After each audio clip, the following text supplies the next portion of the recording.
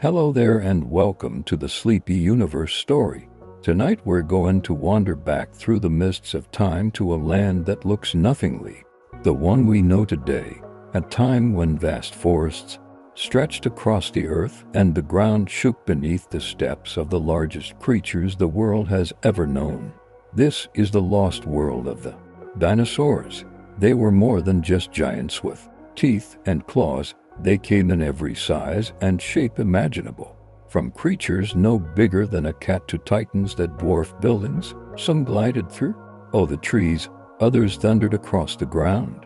They were the rulers of Earth for over 160 million years, far longer than humans have even existed. And even though they are gone, traces of them and remain all around us. The bones we uncover, the feathers locked in amber, the faint imprint of a footprint left in mud that hardened into stone, and of course, every bird alive today can trace their roots to these remarkable creatures. If you enjoy these gentle journeys, you can like and subscribe or simply share a thought down in the comments. It helps others find their way here. One sleepy soul at a time. But for now, settle in, get comfortable, and allow yourself to drift as we explore the lost world of the dinosaurs. Let's begin. Dinosaurs were never really lizards.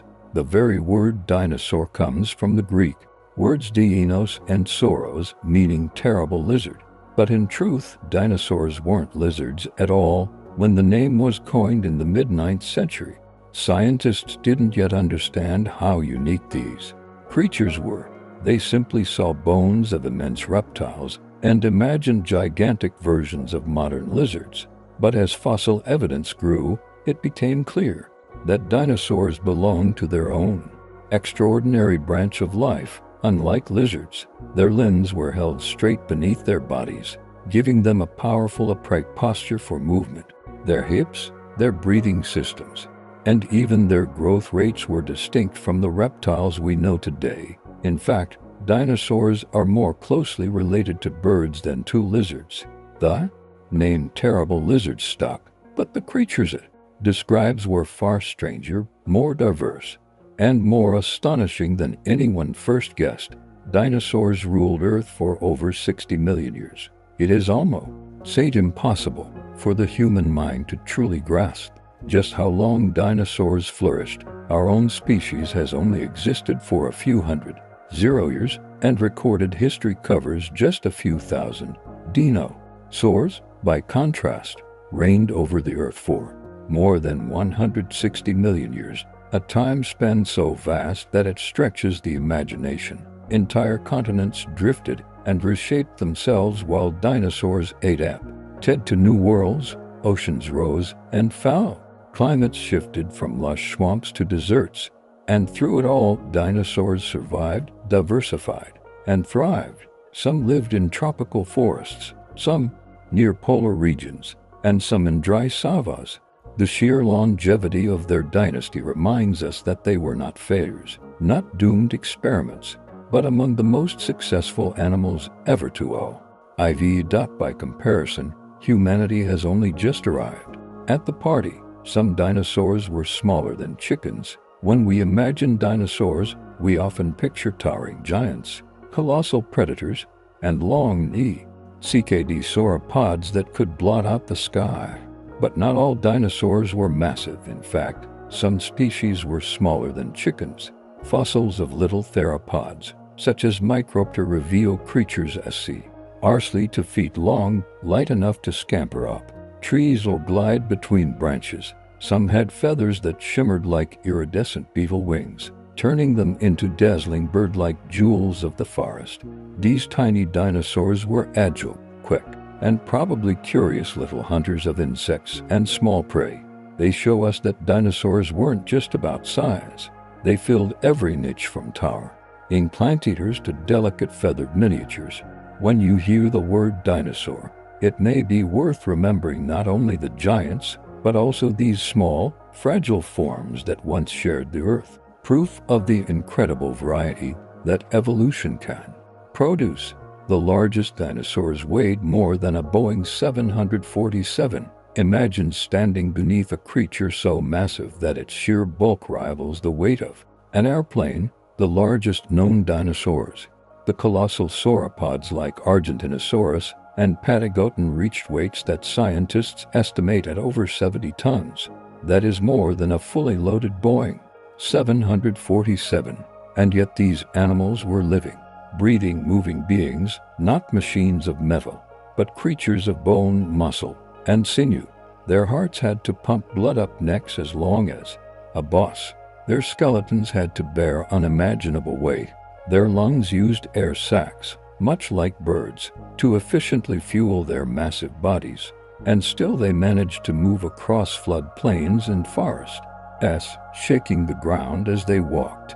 These dinosaurs were the heaviest land animals that ever lived, and their existence shows just how far life can stretch the boundaries of what is possible. Some dinosaurs could sprint faster than an Olympic runner.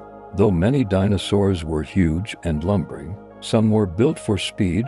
Lightweight theropods like ornithomias had long, slender legs, stiff tails that acted like balancing rods. Fossil reconstructions suggest that some of these animals could reach speeds of over 40 miles per hour, faster than a human sprinter at the Olympic Games. Imagine herds of these sleek ostrich-like dinosaurs dashing across ancient plains, their tails streaming behind them, their feet kicking up dust in rhythmic bursts. Speed would have been their best defense against predators, allowing them to outrun even formidable hunters.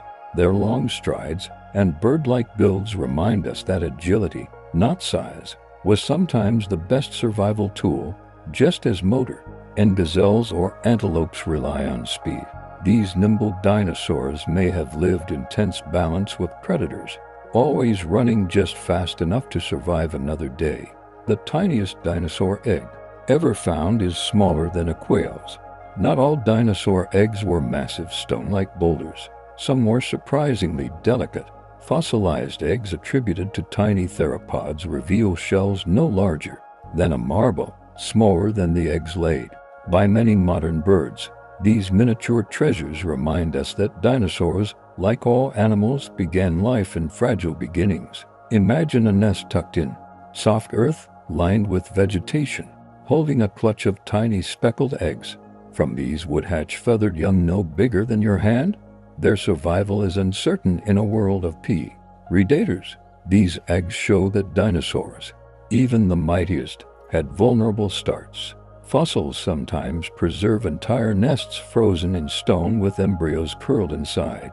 Each tiny egg is a time capsule carrying a story from millions of years ago, a reminder that even the most powerful creatures on Earth began their journey in something small, delicate, and astonishingly fragile. The biggest dinosaur eggs were larger than a basketball. On the opposite end of the scale, some dinosaur eggs reached extraordinary sizes. The eggs of giant Sauropods could measure more than a foot in length, easily larger than a basketball. Imagine stumbling across a nest filled with these enormous shells, half buried in ancient sands. Each one contained a creature destined to grow into a titan stretching more than 100 feet long. Yet, even these giant eggs were small compared to the adults they would become. Scientists believe that Sauropods laid many eggs at once, spreading their chances of survival because most hatchlings were vulnerable. Fossilized nesting grounds reveal hundreds of eggs clustered together, entire colonies of Sauropods returning year after year to the same safe places to lay their clutches. These vast nurseries tell us that even the largest dinosaurs relied on numbers and strategy to ensure that at least a few of their young survived. And any dinosaurs had feathers, not scales. For generations, dinosaurs were imagined as scaly reptiles, their hides rough and leathery. But fossil discoveries in China and beyond have rewritten this picture. Many species, especially small theropods, had feathers, sometimes simple downy tufts and sometimes elaborate plumes rivaling modern birds. These feathers may have kept them warm, yet brilliant colors to attract mates or even allowed gliding or primitive flight. Imagine a velociraptor not as a green, scaly predator, but as a bird-like hunter with sleek plumage darting through the undergrowth. Fossils have preserved such detail so clearly that we can even see feather impressions spread like halos around bones. Some species bore crests of quills, giving them dramatic silhouettes. These discoveries remind us that dinosaurs were not simply reptilian. They were closer to birds, vibrant and dynamic, wearing coats of feathers that transformed how we picture the ancient world. Some feathered dinosaurs glowed with shimmering colors. Feathers aren't just for warmth or flight, they are also canvases for color. Microscopic structures in fossilized feathers called melanosomes reveal hints of what colors ancient dinosaurs might have displayed. Some were matte black, others deep red, and some possessed iridescent qualities, shimmering like modern hummingbirds or stings. Imagine a small dinosaur perched on a branch. Its feathers catch the light in flashes of green, violet, and gold. These dazzling displays may have helped attract mates or establish dominance, much like peacocks do today. They also reveal how vibrant and alive the prehistoric world really was.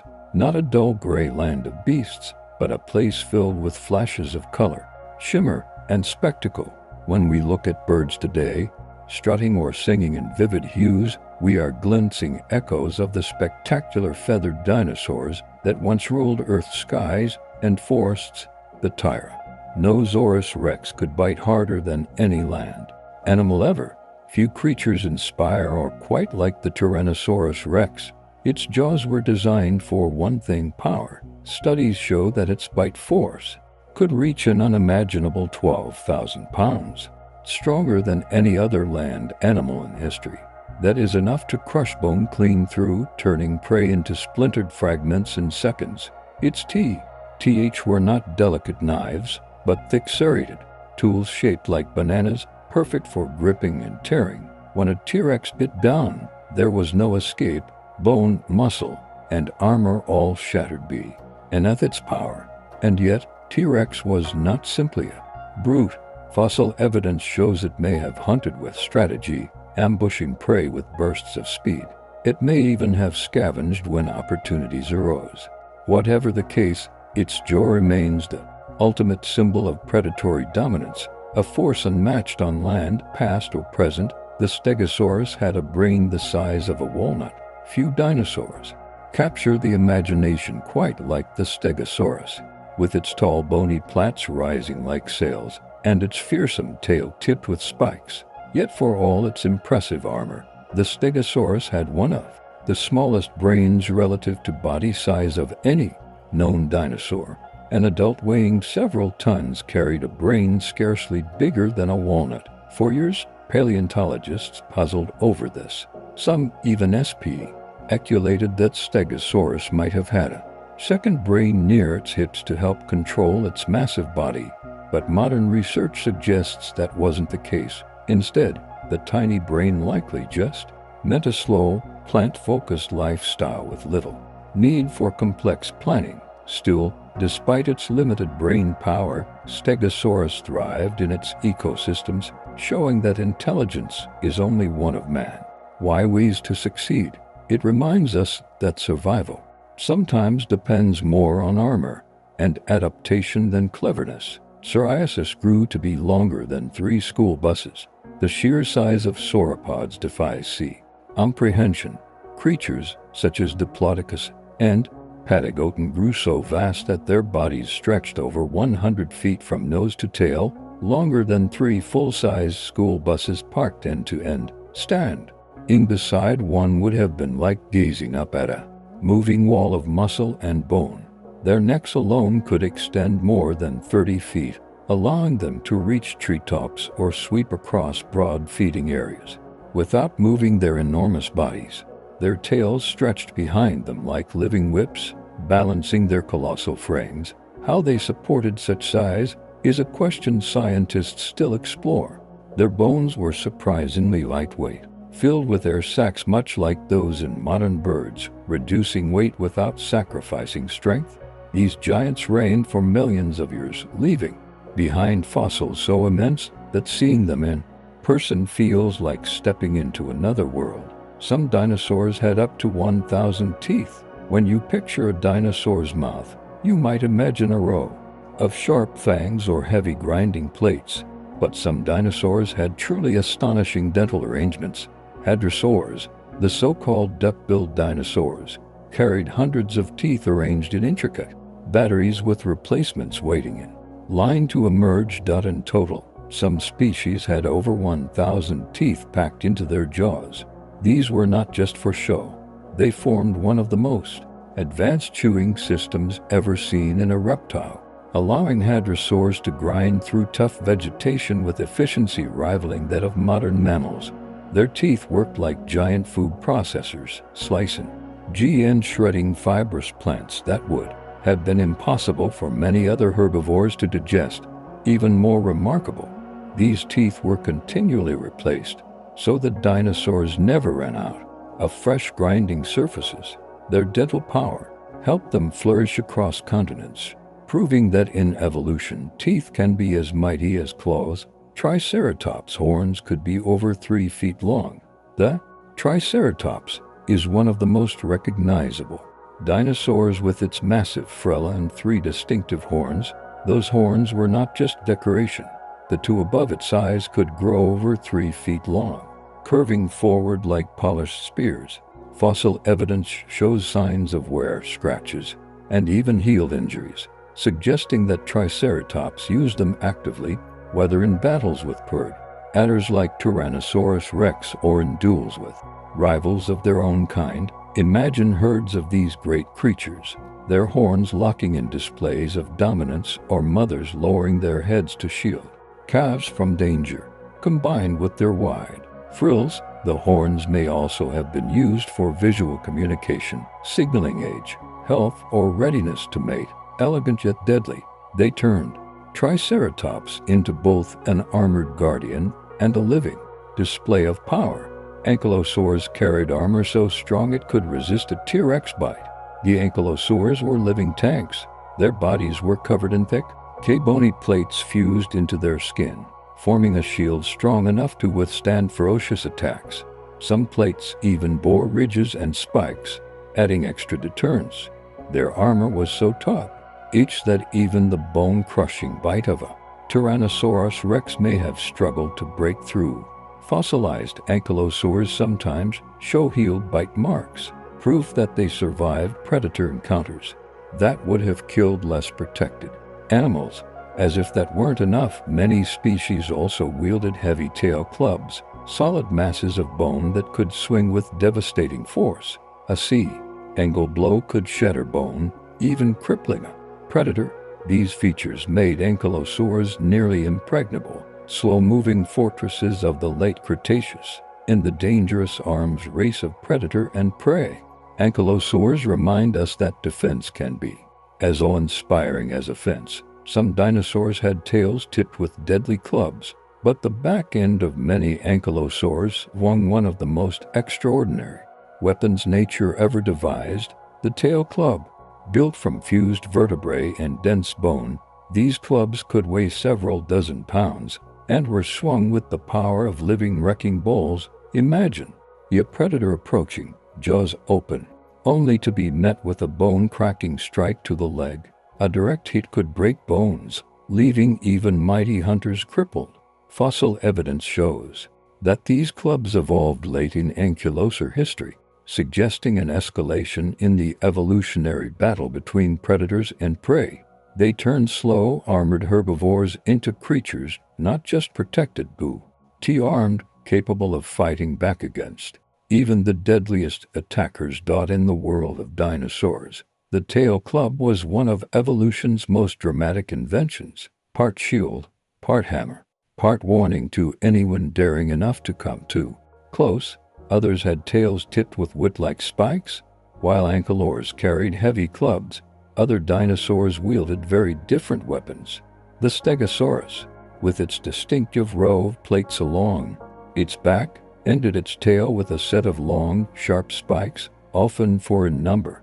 Paleontologists called this weapon Thagomizer, a playful name coined in a cartoon but now used in scientific papers. These spikes could reach several feet in length, and fossil evidence shows they were sometimes broken or damaged, proof they were used in combat. Vict, or Stegosaurus swinging its muscular tail in wide arcs, the spikes cutting through the air like spears. Predators foolish enough to come close risked impalement, combined with its size and armor-like place. 8. The spiked tail made Stegosaurus a formidable opponent despite its small brain. It's a vivid reminder that dinosaurs evolved an astonishing range of defenses. From heavy armor to lightning-fast weapons, certain species could grow new teeth throughout their lives. Unlike humans who grow only 2 sets of teeth, many dinosaurs replaced theirs constantly, ensuring they never ran out of tools for feeding. Predators like Tyrannosaurus Rex would wear down teeth with their bone-crunching diets, but new ones were always forming in the jaw, ready to push forward and replace the old. Some species grew a fresh tooth every few weeks. Herbivores too relied on constant renewal since grinding plants wore down teeth quickly. Fossilized jaws sometimes show rows of teeth in various stages of growth like conveyor belts moving forward. This adaptation meant that no matter how demanding their diet, dinosaurs always had sharp, functional teeth. It's a feature still seen in reptiles like crocodiles today, linking them to their distant cousins of the past. For dinosaurs, teeth were renewable tools, as essential to survival as claws or armor. The velociraptor was only about the size of a turkey. Hollywood gave Velociraptor an image of a large, terrifying pack hunter, but the reality was rather different. True velociraptors were about the size of turkeys, weighing maybe 15 to 20 pounds. They were feathered bird-like, and far smaller than the movie monsters many imagine. But don't let the size fool you. These were agile, intelligent predators with razor-sharp claws. On each foot, their sickle-shaped talon could slash into prey with deadly precision. Fossil evidence even captures one velociraptor locked in combat with a Protoceratops. Both creatures frozen mid-battle, for eternity. Though small, the glossopators hunted with cunning and agility, relying on speed and sharpness rather than brute force. In their ecosystems, they were deadly enough, striking at small prey or scavenging when opportunities arose. Their story reminds us that danger isn't always measured in size. Sometimes it's about agility, precision, and perfect adaptation. Raptors likely hunted in packs. One of the most chilling ideas about raptors is that they may have worked together, coordinating their efforts like wolves or lions. Fossil sites suggest groups of raptor-like dinosaurs died together, perhaps after hunting as a unit. Their lightweight bodies, keen senses, and sickle claws made them dangerous individually, but as a group, they could have overwhelmed larger prey. Imagine a pack of swift, feathered hunters fanning out across a clearing. Some drive prey forward while others dart in from the sides. It is a haunting picture, one that may have played out countless times in the late Cretaceous. Whether velociraptors specifically hunted this way remains debated, but related species like Darnicus show strong evidence of cooperative behavior.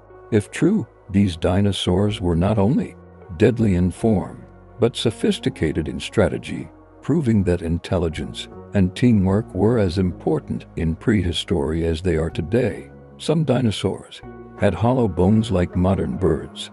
When paleontologists first uncovered the long neck bones of sauropods and the light frames of theropods, they were struck by their construction. The bones weren't solid like ours, but hollow, reinforced with thin walls and air spaces. This might sound fragile, but it was a brilliant adaptation. Hollow bones were strong enough to bear a normal U.S. weight, yet light enough to reduce the strain of carrying huge bodies or running swiftly. They also tied into complex respiratory systems that allowed air to flow efficiently. Today, birds share the same adaptation. Their hollow bones help them stay light for flight, This connection reinforces the deep link between dinosaurs and modern birds, showing that some of the most extraordinary adaptations of prehistory still live on in sparrows, eagles, and pigeons. The bones of dinosaurs were not just bones. They were architectural marvels of strength and efficiency. Birds are technically living dinosaurs. Perhaps the most astonishing truth about dinosaurs is that they never really vanished. Every bird alive today, from the tiny hummingbird to the mighty ostrich, is a direct descendant of theropod dinosaurs. That means dinosaurs are still with us, flying in the skies, hopping along sidewalks, or singing outside your window. The link is not metaphorical, but biological. Feathers, hollow bones, brooding behavior, even wishbones, all trace back to dinosaur ancestors. When you look at a chicken scratching in the dirt, you are watching a modern dinosaur.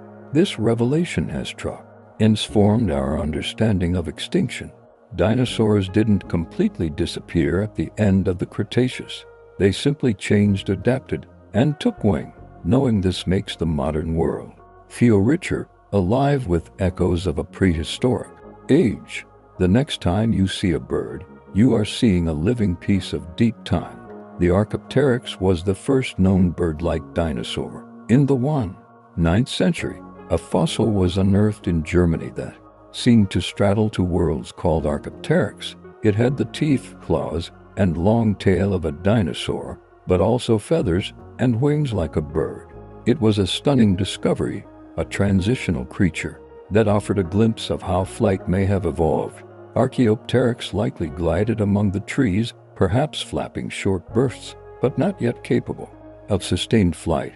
Its feathers show exquisite detail with patterns that reveal both function and beauty. For decades, it was the symbol of evolution in action, proof that traits could transform over time to produce entirely new ways of living.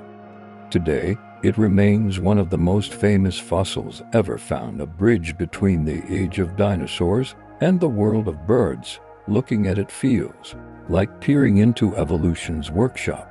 Dinosaurs were warm-blooded, not cold-blooded. For years, dinosaurs were portrayed as sluggish, cold-blooded reptiles, basking in the sun for warmth like modern lizards. But mounting evidence suggests many were warm-blooded with metabolisms closer to birds and mammals than reptiles, growth rings in bones, isotopic analysis, and the presence of feathers all point to creatures capable of maintaining steady internal temperatures.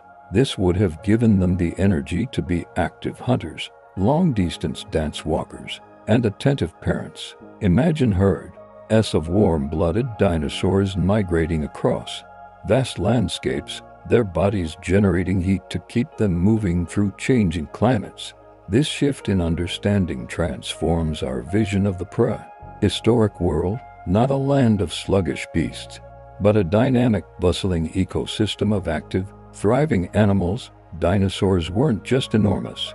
They were energetic, warm, and alive in ways we never imagined. Some dinosaurs had built-in air sacs to breathe more efficiently. Breathing at the scale of a giant sauropod is no simple task. To move enough oxygen through their bodies, many dinosaurs had evolved systems of air sacs connected to their lungs, much like modern birds. These sacs allowed air to flow in one direction, ensuring a constant supply of fresh oxygen rather than in and out system humans rely on. This adaptation gave them incredible efficiency, fueling both colossal size in sauropods and high activity in smaller theropods. Fossilized bones with hollow W chambers reveal where these sacs once rested. Picture a spray inhaling. Its enormous lungs are supported by vast airways, allowing it to process the air of its world with remarkable precision. This system helped them thrive in climates with different oxygen levels than today, a secret respiratory advantage written in their very bones. Diplodocus could whip its tail at the speed of sound. The tail of a Diplodocus wasn't just long. It was a flexible whip-like structure that may have reached incredible speeds. Some scientists believe it could be snapped with enough force to break the sound barrier, producing a small sonic boom. If true, it would have been one of the loudest sounds generated by any land animal in history. Whether this ability was used for defense, communication, or courtship is still debated. But the idea of herds of diplodocus cracking their tails across prehistoric plains is breathtaking. The whiptail could also have served as a deterrent, startling predators or signaling dominance within the herd. Even if not every theory proves correct, the sheer potential written into the anatomy of diplodocus shows how nature experimented with extraordinary adaptations. A single tail could be both a balance, a weapon, and perhaps even a thunderous voice. Spinosaurus may have hunted both on land and in water. The Spinosaurus was unlike any other large carnivorous dinosaur. With its crocodile-like snout, conical teeth, and sailor-like back, it was already unusual. But fossil evidence suggests something more. Spinosaurus may have been semi-aquatic, hunting in rivers and lakes as well as on land. Its bones were dense, helping it sink and move through water, and its powerful tail may have worked like a paddle. I imagine a predator longer than Tyrannosaurus gliding beneath the surface like a reptilian crocodile waiting to ambush fish or smaller creatures that came too close. It represents a remarkable departure from the stereotype of land-stalking predators. Spinosaurus reminds us that dinosaurs were endlessly inventive, filling niches we once thought impossible. It may have been the first truly aquatic dinosaur, a lord of both riverbanks and watery depths. Some dinosaurs could swim. For a long time, dinosaurs were imagined as strictly land-based creatures, but fossils and trackways reveal that many species were capable swimmers. Footprints preserved in ancient riverbeds show dinosaurs paddling with steady strokes, their claws scratching the bottom before pushing off into deeper waters. Even large theropods like T-Rex may have been able to cross rivers, their buoyant bodies keeping them afloat while their strong legs propelled them forward. Smaller species likely darted rural lakes or ponds, chasing fish or escaping predators. Being able to swim would have been an essential survival skill in a world where rivers crisscrossed continents and floodplains often changed with the seasons. Far from being awkward land giants, dinosaurs were versatile, capable of navigating not just land, but water, broadening their reach into nearly every environment Earth had to offer. Others may have glided between trees like flying squirrels.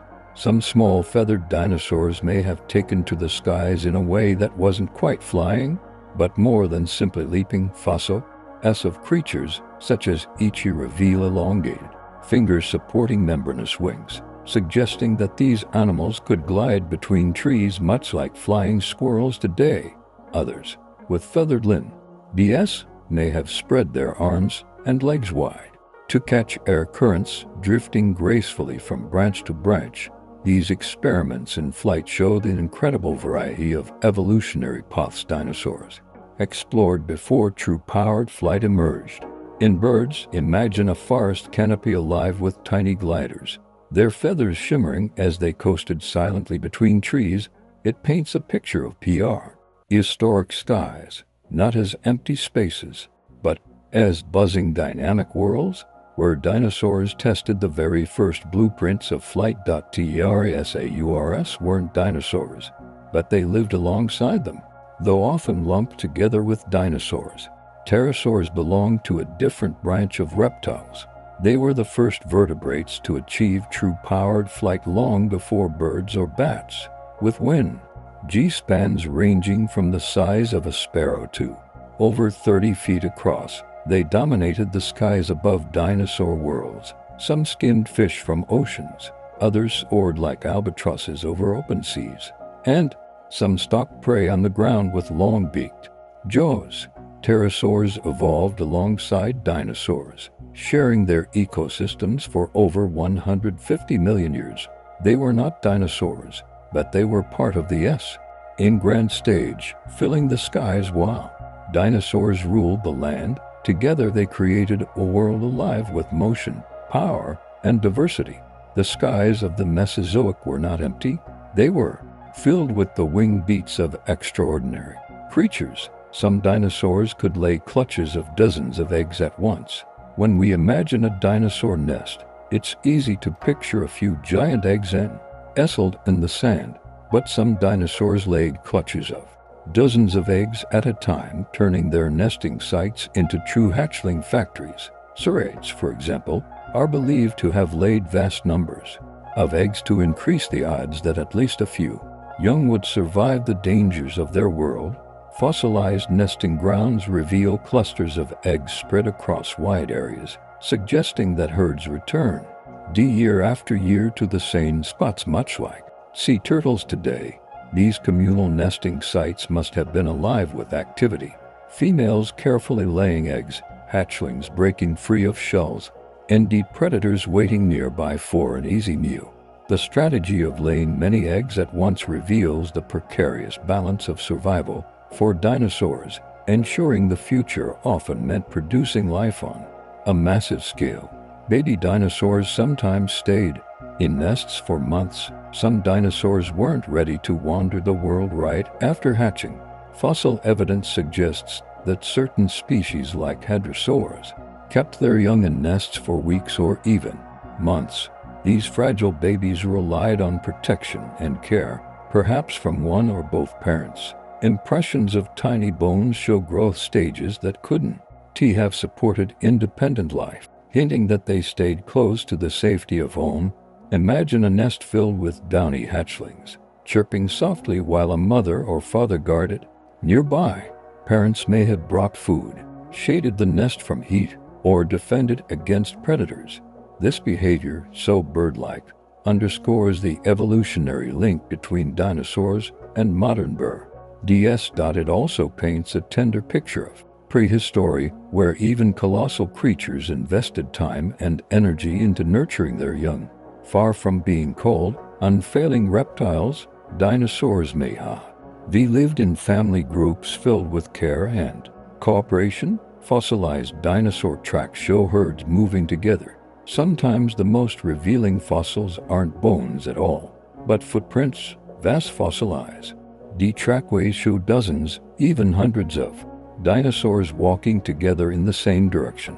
These traces suggest that many species, including sauropods and hadrosaurs, traveled in herds much like modern elephants or wildebeest. Walking in groups would have provided protection, with the strongest adults on the outside and young sheltered in the center. The tracks also show pace and rhythm. Some animals strolled side by side, others speeding up or slowing down. In some cases, tracks of predators appear alongside those of herbivores, a snapshot of ancient life and death unfolding in stone. These pathways tell us about social behavior in ways bones cannot.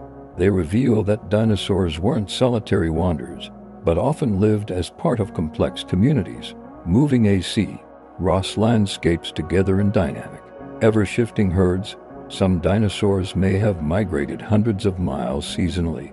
Migration is one of nature's most astonishing behaviors, and dinosaurs may have been masters of it. Fossil evidence suggests that some species traveled enormous distances to follow food and favorable climates. For instance, trackways in North America hint at herds of hadrosaurs moving seasonally, perhaps hundreds of miles at a time. Isotope studies of fossilized teeth support the idea, showing chemical signatures that match water sources far apart. Imagine vast lines of dinosaurs marching across floodplains, mothers guiding young, predators shadowing the herds, and ancient skies filled with pterosaurs soaring overhead. Seasonal migrations but have carried them through changing environments, from lush forests to open plains, ensuring survival during harsh times. Just as modern caribou and wildebeest still undertake epic migrations today, dinosaurs may have been following similar ancient patterns, driven by instinct to chase abundance across continents. Dinosaurs lived on every continent, even Antarctica. Dinosaurs were truly global creatures. Fossils have been found on every continent from North America to Asia, from Africa to Antarctica.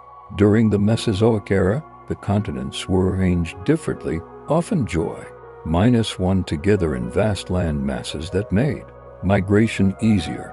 As Earth plates drifted apart, dinosaurs adapted to new environments, filling niches from deserts to forests to coastal wetlands. The discovery of fossils in Antarctica is especially striking. Though it's frozen today, Antarctica once supported forests, rivers, and dinosaurs. The presence of these creatures on all 7 continents shows just how adaptable they were. No matter the climate or geography, dinosaurs found ways to thrive. This global spread explains their incredible diversity, with unique species evolving in different regions. From the icy poles to the equator, dinosaurs left their footprints everywhere. A true planetary dynasty that spanned more of Earth than any other group of land animals. Antarctica once had forests full of dinosaurs. It's hard to imagine Antarctica without its icy deserts and glaciers. Yet during the age of dinosaurs, the southernmost continent was a green and fertile place covered in forests. Fossilized wood, leaves, and dinosaur bones reveal a land that was once warm enough to sustain lush plant life. Sauropods, theropods, and ornithopods all left their mark here. Long summer days bathed the forests in endless light, while winter plunged them into months of darkness. Dinosaurs in Antarctica had to adapt to these extreme cycles, perhaps growing thick coats of feathers or storing energy to survive long winters. These polar dinosaurs remind us how different Earth's climate once was. Imagine towering conifers stretching across the Antarctic landscape, each herds of dinosaurs weaving among the trees, and the air rich with the sense of vegetation. It's a vision of Antarctica almost impossible to believe, but written in stone for us to discover. Dinosaurs once lived above the Arctic Circle. Just as Antarctica hosted dinosaurs, so too did the far north. Fossils discovered in Alaska and other Arctic regions show that dinosaurs once roamed in near the North Pole. These hardy creatures endured long winters with little sunlight, relying on adaptations to survive in near-freezing conditions. Tracks and bones suggest herds of hadrosaurs lived there year-round, not merely migrating in for summer. Imagine the sight. Herds of dinosaurs foraging among stunted trees, cell crunching beneath their feet, steam rising from their warm-blooded bodies in to the icy air predators too lived in these environments, hunting in a land where darkness lasted for months. These Arctic dinosaurs demonstrate the astonishing versatility of the group. They were not limited to warm tropical climates, but could endure and even flourish at the very edges of Earth's habitable zones. Their resilience is one reason they thrived for so long. Some dinosaurs could survive months of darkness during polar winters. In the polar regions of the Mesozoic, winters brought months of darkness, yet dinosaurs found ways to cope. Fossils suggest some had keen night vision with large eyes adapted for low light. Others may have relied on social behaviors, huddling together for warmth and protection, much like penguins today. Their warm-blooded physiology would have given them an advantage over cold-blooded reptiles, allowing them to stay active even in freezing conditions. Hatchlings may have been born during the endless daylight of summer, giving them and to grow strong before the long night set in. Imagine a herd of feathered herbivores slowly moving through a shadowed forest, glowing starlight above, predators lurking unseen in the gloom. These adaptations reveal a world far more complex than we once imagined, with dinosaurs thriving not just in the bright tropics, but in the long cold darkness of ancient polar winters. Hadrosaurs are cow-led duck-billed dinosaurs. Among the most distinctive dinosaurs were the hadrosaurs, nicknamed duck-billed dinosaurs for their broad, flat snouts. Their jaws were marvels of engineering, packed with hundreds of teeth arranged in rows that worked like grinding machines. With their bills, they could crop plants efficiently, stripping leaves or slicing stems, then chew them with remarkable precision. So, these species grew to more than 30 feet long and lived in large herds, grazing much like today's bison or wildebeest. Their fossils are among the most common dinosaur remains, suggesting they were highly successful and widespread. But their duck-billed faces weren't just for eating. Many species also sported elaborate crests or hollow skull extensions, turning them into some of the most visually striking dinosaurs. The nickname duck-billed might sound whimsical, but it hides the reality. These were among the most advanced and ecologically important herbivores of their time. Some hadors could make deep resonant calls with hollow crests. The hollow crests of certain hadrosaurs were more than just ornaments. They were resonating chambers. Species like Parasaurolophus had long curved crests filled with air passages. Scientists believe these acted like musical instruments, allowing the dinosaurs to produce deep haunting calls that carried for miles. These sounds may have been used to warn of predators, attract mates, or communicate within herds. Imagine a group of hadrosaurs grazing at sunset, then one lifting its head to release a low vibrating call. That echoes across the floodplain. The others answer, their voices blending into a chorus of prehistoric music. Computer models of these crests suggest the tones were deep and resonant, closer to four horns than bird songs. This discovery adds another dimension to the way we imagine dinosaurs, not just seen as fossils, but heard as living creatures filling their world with each sound. Parasaurolophus crest was as long as 6 ft. The crest of Parasaurolophus was one of the most extravagant features in the dinosaur world. Stretching up to 6 feet long, it curved gracefully backward from the skull like a natural trumpet. Inside were looping passages connected to the nasal cavity, giving it the ability to produce complex calls.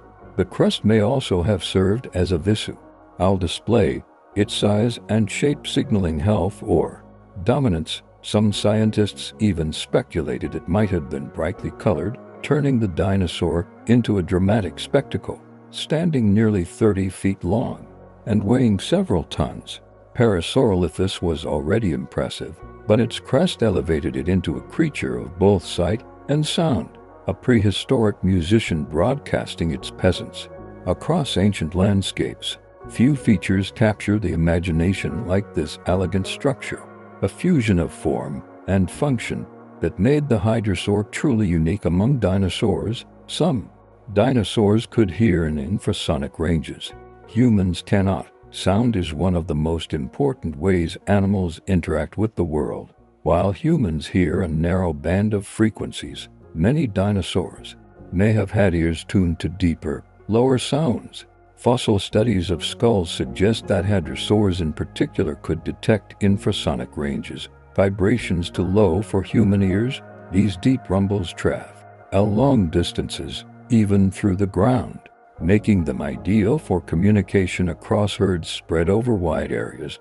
Imagine dinosaurs calling to each other with low vibrating tones, messages rolling invisibly across the landscape. Such sounds could have coordinated migrations, warned of predators, or helped mothers and young stay connected. Today, elephants and whales use infrasound, and in similar ways, the dinosaurs may have shared this ability. Highlights the sophistication of their world, a realm not just of sights and movements, but of sounds too deep for us to ever truly hear. Dinosaur skin impressions show scales, feathers, and even quills. Most fossils capture bones, but every so often we find something even more extraordinary. Impressions of dinosaur skin. These rare discoveries preserve the textures of life, showing that dinosaurs came in a remarkable variety of coverings. Some bore rough reptilian scales patterned in mosaics. Others had downy feathers or long quills sprouting from their skin. In some cases, these impressions reveal patterns and ridges that hint at colors or camouflage. They tell us dinosaurs weren't uniform or drab. They were textured, patented, and diverse. Imagine running your hand along the scaly flank of a hadrosaur, then brushing feathers on the small theropod, or seeing quill-like structures standing in sharp outlines against the sky. These impressions collapse the distance of millions of years, giving us direct contact with the surfaces of creatures long vanished. They show dinosaurs, not as skeletons, but as living, breathing beings with skin that told a story. Some had brightly colored frills and crests to attract mates. Display is as much a part of nature, survival, and dinosaurs were no exception. Many species carried elaborate frills, crests, or horns that may have been splashed with bright colors. These features could have served as signals, helping individuals attract mates or establish social rank. Picture a ceratopsian with a wide bony frill painted in reds and blues, or a hadrosaur's crest striking with brilliant hues that mirrored in sunlight. These displays might have been the dinosaur equivalent of a peacock's tail, extravagant, eye-catching, and impossible to ignore. Fossil evidence of blood vessel patterns in frills suggests they were well supplied, capable of supporting vivid colors. In the silent fossil record, these hues are lost, but imagining them restores life to creatures that were not just powerful survivors, but also artists of appearance. Dinosaurs lived in a world of color where beauty was as vital as strength. Carnotaurus had tiny, almost useless arms. The Carnotaurus was one of the strangest predators ever to walk the earth. Its skull bore horns above the eyes, giving it a devilish look, and its body was sleek and built for speed. But its arms were almost comically small, even shorter than those of Tyrannosaurus Rex. They were so tiny that scientists struggled to understand their function at all. Unlike T-Rex, whose arms may have been strong despite their size, Carnotaurus' arms appear to have been practically useless with stiff joints that limited movement. Perhaps they played a role in mating displays, or maybe they were simply evolutionary leftovers, reduced as other traits became more important. Despite this oddity, Carnotaurus was a formidable predator, fast and agile, capable of chasing down prey with terrifying efficiency. Its absurdly tiny arms are a reminder that evolution doesn't always produce perfection. Sometimes it leaves us with mysteries. Tyrannosaurus had arms stronger than expected, enough to lift hundreds of pounds. The arms of Tyrannosaurus Rex are often mocked for their size, but in truth, they were far from useless. Each arm was short, yes, but heavily muscled, capable of lifting weights of several hundred lb. The claws were sharp and strong, suggesting they could have been used to grip prey, slash in close combat, or hold onto mates during reproduction. Their small size may have protected them from breaking during hunts, keeping them out of the way of the dinosaur's massive head and jaws, which did most of the killing. Far from being vestigial, T-Rex's arms were likely highly specialized tools. They remind us that appearances can deceive. What looks ridiculous at first may conceal a powerful purpose. The arms of Tyrannosaurus, like much of its body, were built for survival in ways we are only beginning to fully understand. Oviraptors may have been excellent parents. The name oviraptor means egg thief, coined in the early 20th century when fossils were few and near clutches of eggs. Scientists assumed the dinosaur was stealing them, but later discoveries revealed something far different. The oviraptor was not stealing eggs, but brooding over its own. Fossils have been found with adults preserved in protective postures, wings spread across nests to shield their young, just like modern birds. Some even show parents covering eggs during sandstorms or floods, refusing to abandon them, even at the cost of their own lives. This evidence has transformed oviraptor from a villain into a symbol of care. It demonstrates that dinosaurs, like birds today, could be attentive and devoted parents. The discovery rewrites not just the story of one species, but our entire understanding of how dinosaurs nurtured their young, making their world feel far more alive and familiar. Fossils show some dinosaurs brooding their nests. Like birds, Beyond oviraptors, several species of dinosaurs have been discovered preserved at top nests, frozen in time in poses nearly identical to them. Modern birds incubating eggs, their forelimbs spread protectively, their bodies crouched to provide warmth. They demonstrate a direct link between dinosaurs and avian behavior. These brooding fossils show that nurturing instincts are ancient, stretching back tens of millions of years. Some species may have even rotated their eggs, a behavior seen in birds today to ensure even development. These discoveries add tenderness to our image of dinosaurs, reminding us that they were not just predators or prey but parents. They lived lives full of complex behaviors, balancing survival with care for their offspring. To picture a dinosaur huddled over a nest, feathers puffed against the wind, is to glimpse a prehistoric scene that feels uncannily familiar, echoing through time to ever. Why robin or sparrow's nest we see today?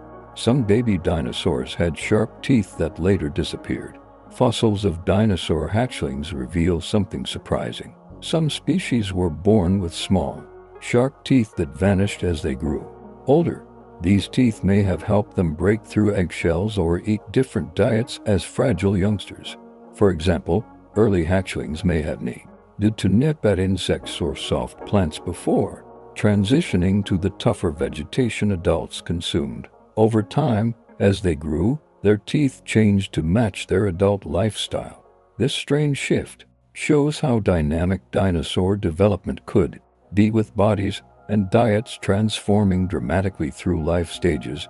Imagine a nest full of tiny hatchlings, their little jaws lined with sharp points, only to lose them as they matured into horned or duck-bills. These fleeting teeth remind us that evolution doesn't just shape species across generations. It also molds individuals stage by stage, from fragile beginnings to towering adulthood. Some grew incredibly fast, gaining dozens of pounds a day.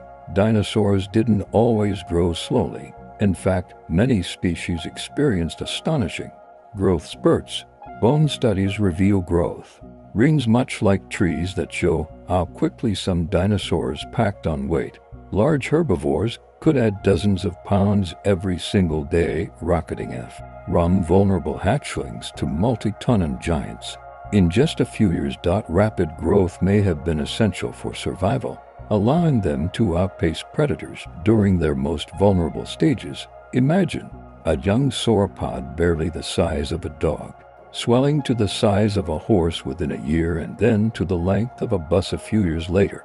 Their bodies were metabolic furnaces, burning rough food and converting it into size and strength. This incredible pace of growth helps explain how dinosaurs reached their massive sizes in the short span of a single lifetime. Dinosaurs came in a rainbow of colors, not just green or brown. For much of the 20th century, dinosaurs were depicted as drab creatures, gray, green, or brown, blending into prehistoric swamps. But recent fossil discoveries have painted a much richer picture. The microscopic structures that once gave feathers their color, called melanosomes, have been preserved in some fossils. When scientists examine them and our powerful microscopes, they can compare their shapes to those in modern birds and infer the colors they once produced. The results are astonishing. Dinosaurs came in a dazzling range of hue, from earthy tones to bold blacks, reds, and even shimmering iridescence. Imagine a small raptor glistening with blue and green like a hummingbird, or a feathered dinosaur glowing copper red in the sunlight. These revelations changed the way we visualize the ancient world. It wasn't a land of dull-colored beasts, but a vibrant rainbow-filled planet alive with brilliant displays of feathers, scales, and patterns. Fossils revealed traces of red, orange, black, and even iridescent hues. The discovery of preserved pigment structures in dinosaur feathers has given us direct evidence of their ancient palette. Some fossils show melanosomes shaped like rods and spheres, each type linked to particular colors in modern birds. Long-extinct dinosaurs have been revealed to have black feathers tipped with fiery orange, while others shimmered with iridescent hues like those of starlings or crows. The Chinese dinosaur Anchineses, for example, bore a striking black and white body with a rusty red crown, a vivid pattern more reminiscent of a woodpecker than a reptile. These details collapse millions of years, giving us not just skeletons, but glimpses of living animals. Imagine standing in a prehistoric forest, sunlight filtering through leaves, catching iridescent flashes of feathered dinosaurs moving in the canopy. Their colors weren't just survival tools, they were signals, stories, and displays, adding richness to the vibrant tapestry of the messianic world. Some dinosaurs had camouflage patterns. Survival often depended on blending into the background, and some dinosaurs mastered camouflage. Fossil evidence shows banded patterns on certain small feathered species, resembling the striping and mottling seen in modern birds. These markings likely helped them hide in forests or grasslands, vanishing into shadows when predators prowled. Just as tigers' stripes break up their outlines today, these dinosaurs may have been painted in natural camouflage.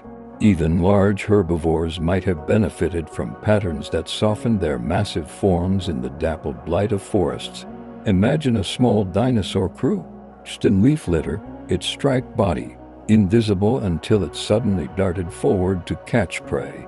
Camouflage tells us that dinosaurs didn't just rely on brute strength or armor. Many also depended on subtlety and stealth. It makes the ancient world feel alive with strategy, where color was not just beauty, but a matter of life and death. Others likely used bold patterns to scare rivals. Camouflage wasn't the only use of color. Some dinosaurs probably flaunted bold contrasting patterns to intimidate rivals or attract mates. Just as a peacock's tail dazzles with impossible extravagance, some dinosaurs may have worn bright patches, bold stripes, or dramatic spots that were impossible to ignore.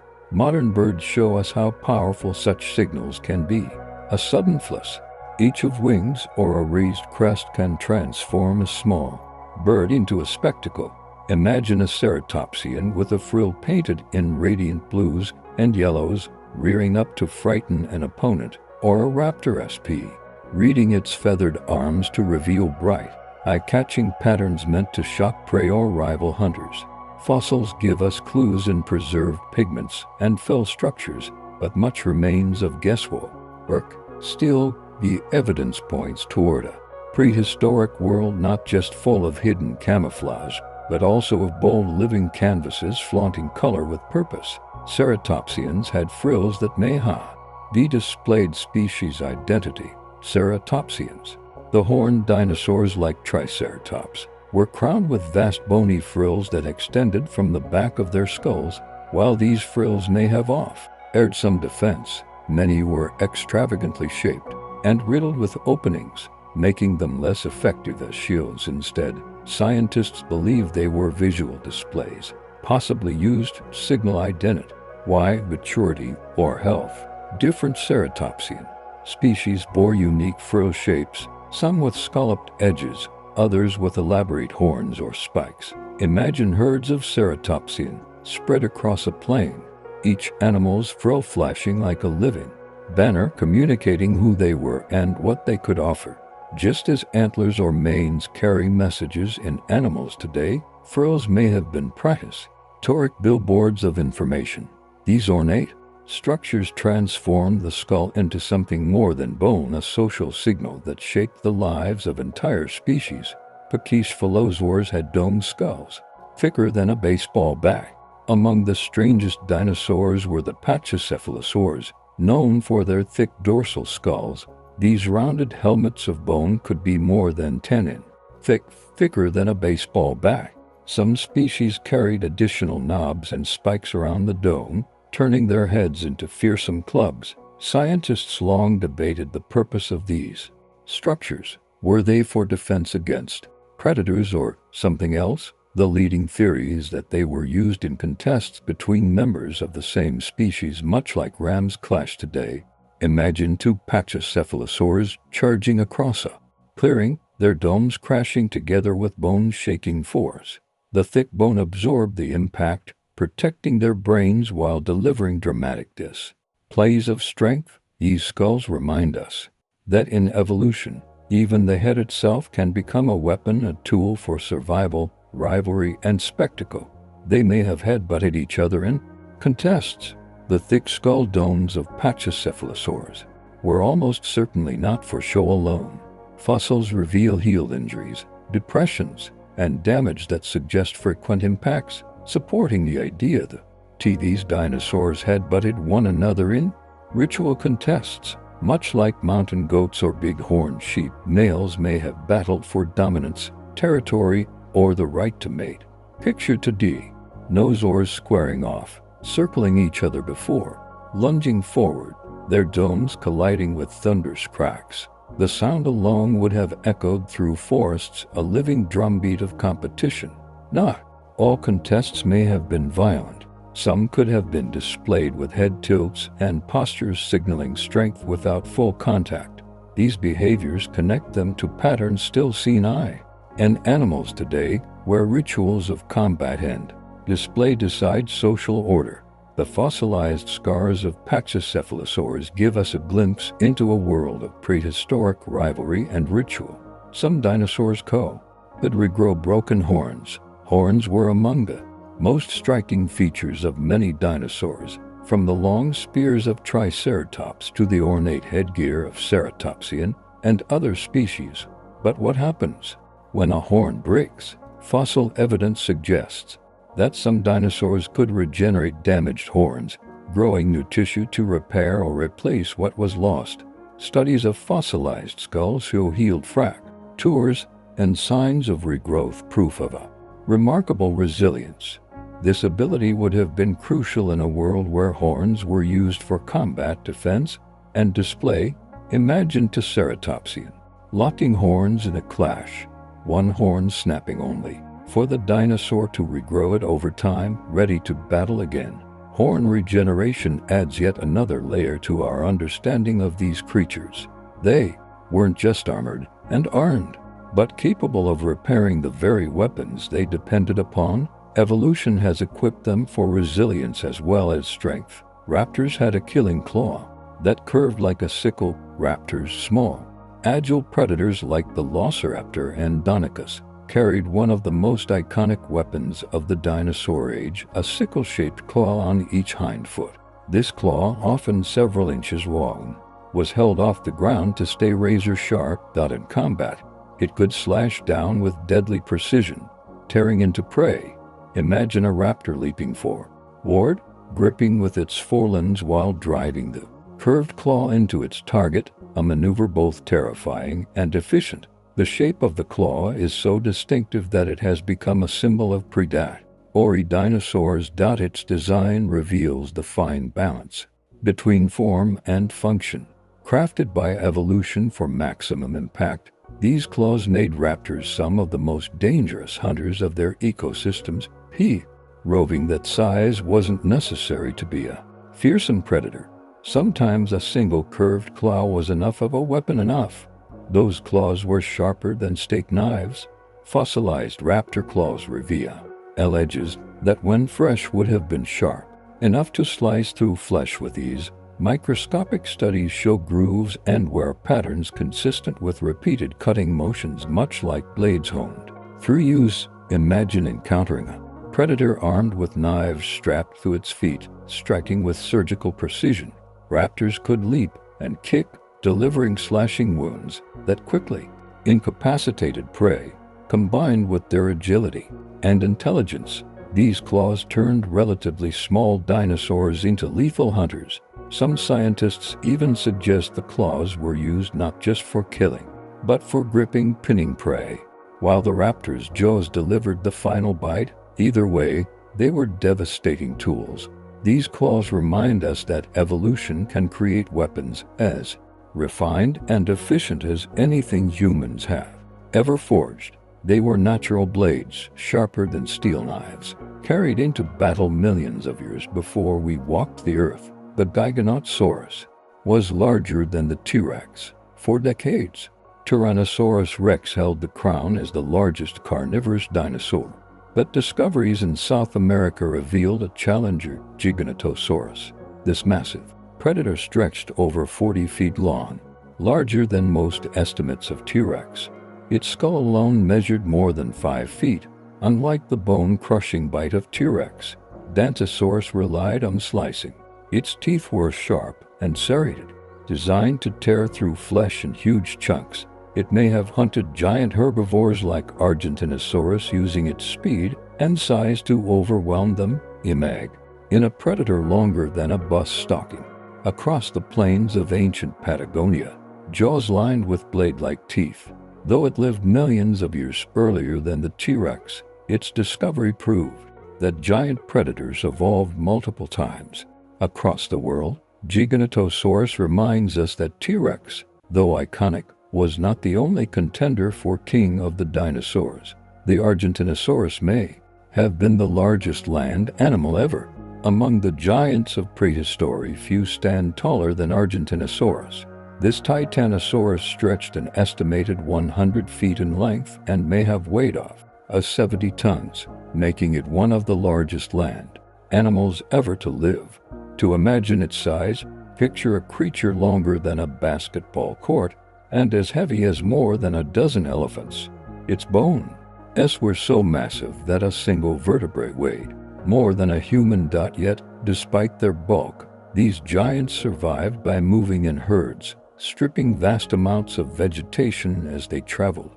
Their necks stretched into treetops, their tails swayed like moving bridges behind them, and their footsteps shook the ground. Seeing an Argentinosaurus in life would have been like watching a living mountain walk past you.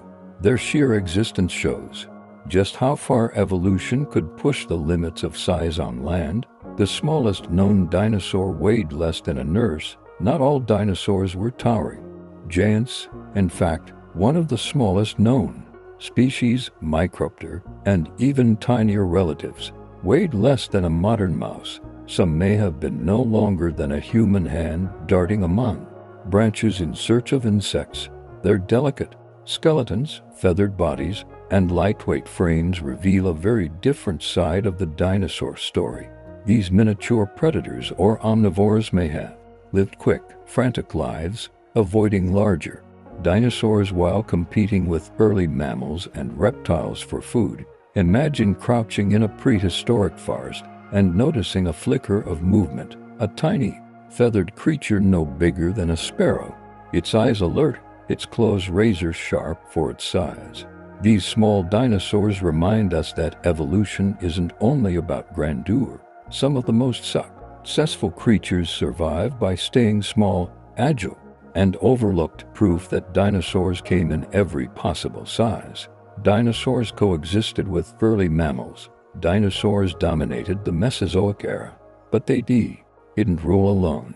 Small mammals scoured at their feet, sharing forests and burrows, living in the shadows of giants. These mammals were often tiny nocturnal creatures that survived by eating insects, hiding underground, and avoiding attention. Fossils show that they developed alongside dinosaurs for over 100 million years, quietly persisting even as the dinosaurs evolved into ever stronger and more powerful forms. Some early mammals were gliders, others bore live young, and some were surprisingly adaptable. Though dwarfed by their reptilian neighbors, they set the stage for the mammals that would flourish after the dinosaurs' extinction. Imagine a messy night, the forest alive with the roars and footsteps of dinosaurs, while beneath the ferns small, furry creatures scared in secret. Their coexistence was a delicate balance. Giants above, survivors below, shaping the course of life's future. Some mammals even preyed on baby dinosaurs, while most animals of the dinosaur age were small and vulnerable. Some were bold enough to hunt. Fossils reveal tiny mammals with dinosaur bones in their stomachs, proof that at least some preyed on hatchlings. These daring hunters were likely opportunists, taking advantage of nests left unguarded or targeting newly hatched dinosaurs, still fragile and weak. Imagine a scene in which a mammal bigger than a house cat sneaks into a nest, its sharp teeth tearing into baby dinosaurs before darting back into the shadows. For all their size and power, dinosaurs were not invincible. Their were vulnerable, and even the smallest creatures found ways to exploit them. This reversal of roles reminds us that ecosystems are complex, and even the rulers of Earth had to contend with dangers from unexpected places. Dinosaurs and flowers evolved around the same time. The age of dinosaurs wasn't just a story of animals, it was also a time of profound change in the plant world. Around the mid-Cretaceous period, flowering plants began to spread. Before this, ferns, conifers, and cycads dominated the landscape, but flowers brought new colors, scents, and strategies for reproduction. Dinosaurs walked through forests that were slowly blooming, filled with early blossoms unlike anything seen before. These plants may have co-evolved with herbivorous dinosaurs, offering new food sources while relying on animals to spread their pollen and seeds. Imagine a hydra grazing among cycads, then lifting its head to pluck at bright fragrant flowers, scattering petals across the ground. The rise of flowering plants reshaped ecosystems forever, laying the foundation for modern landscapes. Dinosaurs were there to witness the first gardens Earth ever produced. By the end of the Cretaceous, flowering plants dominated Earth. What began as a quiet spread in the mid-Cretaceous became a revolution. By the time the last dinosaurs walked the Earth, flowering plants had come to dominate most ecosystems. Forests and plains alike were filled with blooms, fruits, and seeds. This change transformed the diets of herbivorous dinosaurs, giving them access to new types of food. It may also have influenced the evolution of smaller dinosaurs and early birds, many of which likely played roles in pollination or seed dispersal.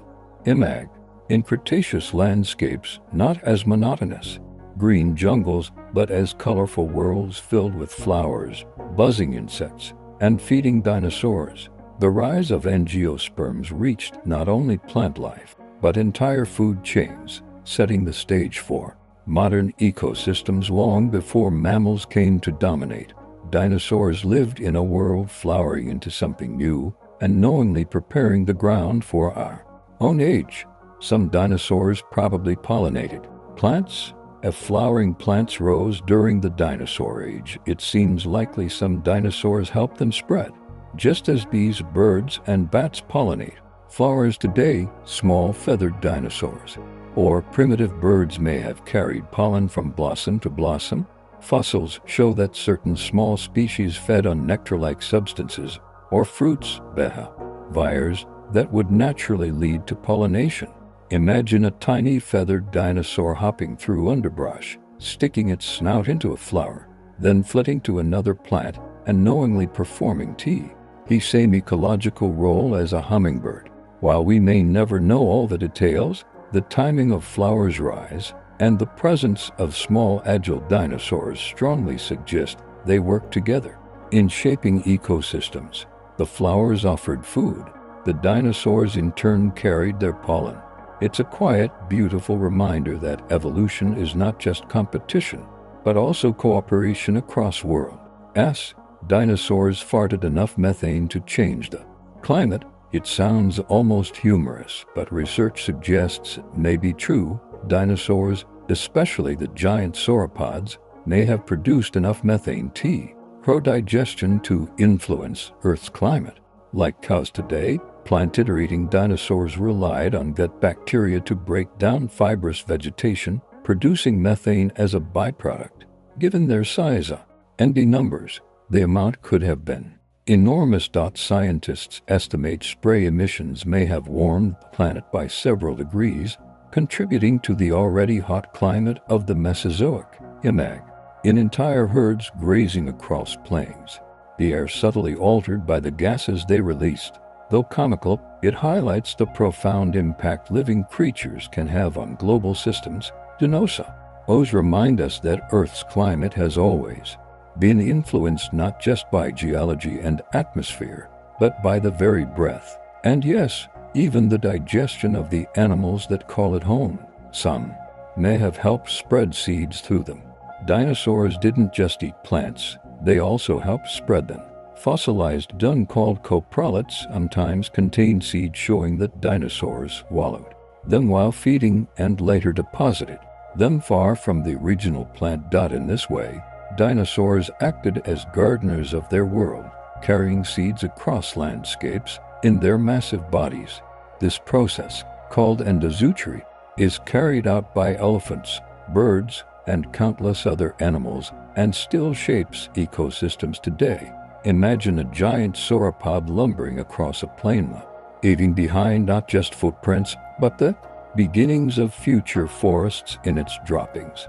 The relationship between dinosaurs and plants was reciprocal. Plants fed dinosaurs, and dinosaurs gave plants a way to expand. These hidden partnerships remind us that evolution is often a story of quiet cooperation. Even the waste of the largest animals carried the seeds of new life. Fossils preserve dinosaur stomach contents. Every so often, paleontologists uncover fossils that hold more than just bones. They contain the last meals of dinosaurs preserved for millions of years.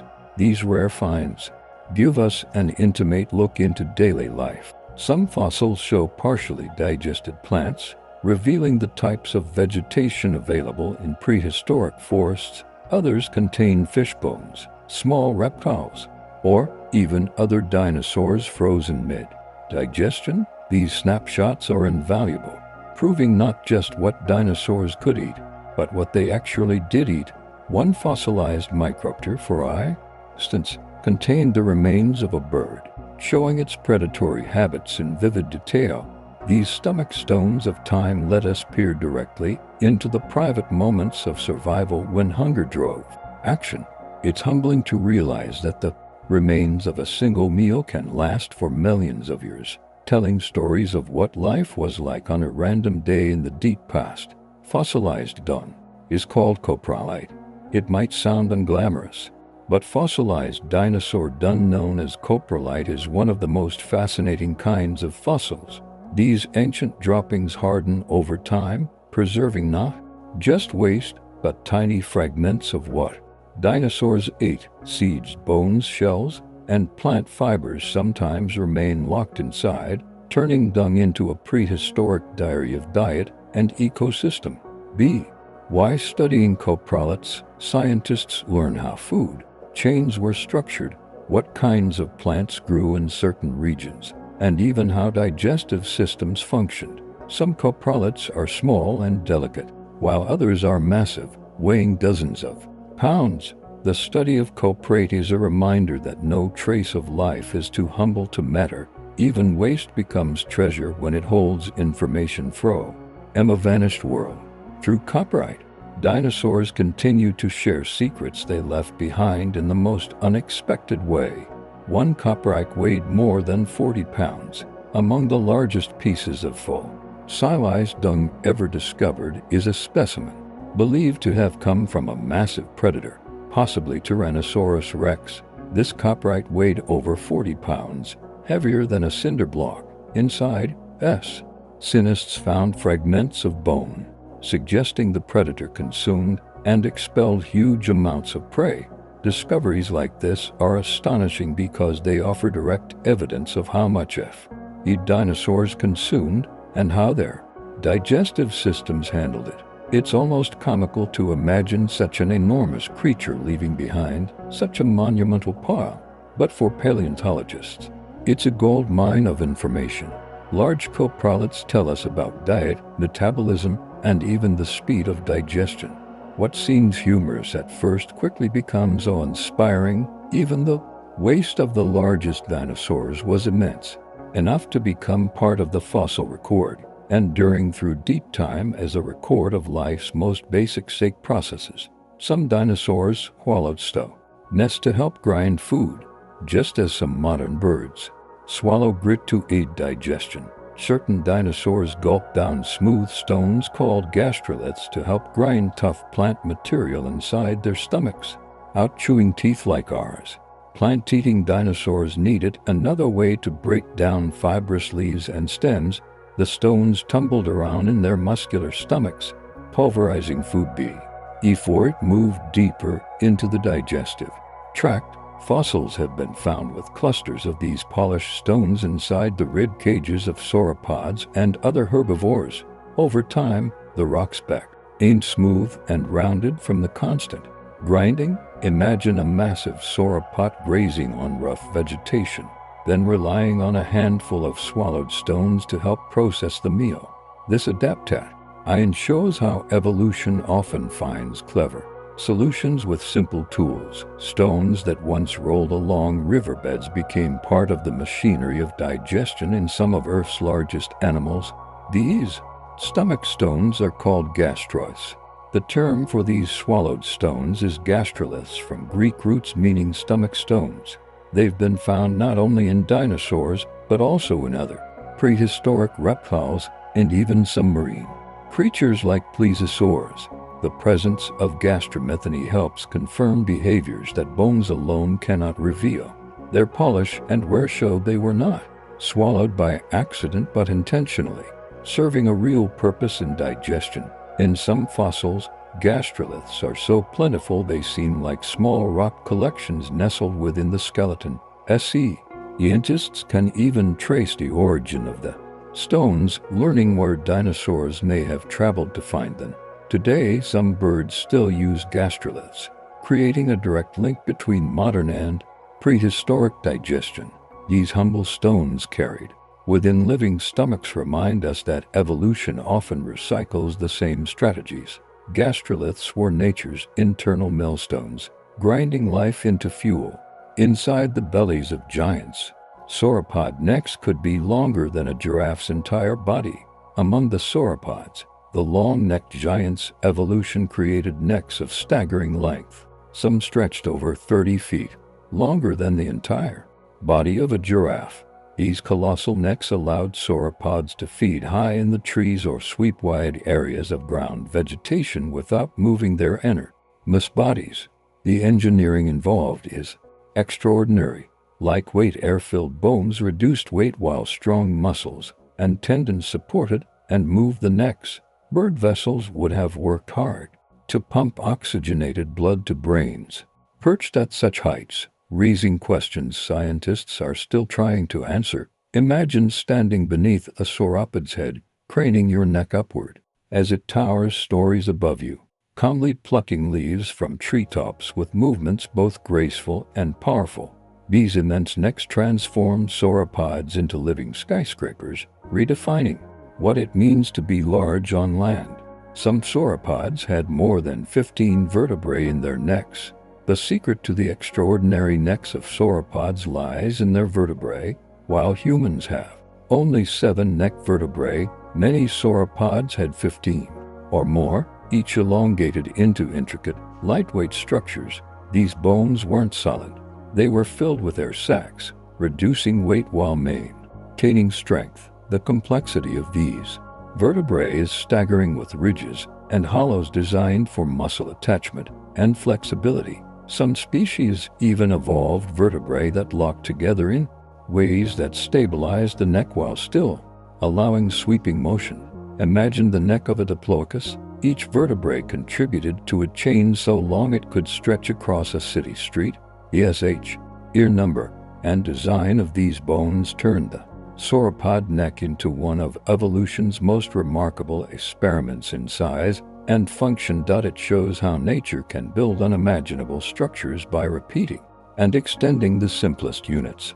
Tyrannosaurs had skin studded with bony plates, while many sauropods were massive but relatively unarmored. Titanosaurs, some of the largest land animals ever, added protection. Fossils reveal that their skin was studded with osteoderms, bony plates embedded like armor beneath the surface. These plates varied in size from small nodules to large healed several inches across. They may have deterred predators or provided display features, catching the light as the giants moved. The idea of a creature longer than a basketball court, its head glinting with natural armor, is both inspiring and intimidating. These osteoderms link titanosaurs to other armored reptiles like crocodiles and ankylosaurs, showing how evolution repeatedly returned to bow. Nice skin as a defensive strategy. For titanosaurs, it added yet another layer of resilience to bodies already at the edge of what nature could sustain. Their armored hides made them living fortresses, as well as giants. Certain sauropods held their necks like giant vacuum hoses. Not all sauropods carried their necks upright like giraffes. Some species like Diplodocus all have held their necks out horizontally, sweeping them from side to side like colossal vacuum hoses. This posture would have allowed them to strip wide areas of vegetation without moving their massive bodies, conserving energy. Imagine a Diplodocus standing still, its 30-foot neck swaying gently across a meadow, its jaws plucking ferns and leaves in graceful arcs. This feed-and-G strategy turned the neck into a dive, cutting broad swaths through prehistoric forests. The contrast between upright-necked sauropods like Brachiosaurus and level-feeding ones like Diplodocus shows how even giants found unique ways to divide resources. Their necks weren't just long, they were versatile tools shaped by evolution into different feeding machines, letting multiple species of giants coexist without competing for exactly the same food. The Brachiosaurus stood as tall as a 5-story building. Among the tallest of the dinosaurs was Brachiosaurus, a creature that stood with its neck reaching higher than a 5-story building. Its front legs were longer than its back legs, tilting its entire body upward like a living crane. This unique posture gave it a towering presence, allowing it to browse leaves no other herbivore could reach. Imagine walking through a Jurassic forest and looking up to see a Brachiosaurus calmly feeding above you, its head low in the canopy. Fossils show that its size was matched by strength. Its massive heart pumped blood with incredible force to reach its elevated brain.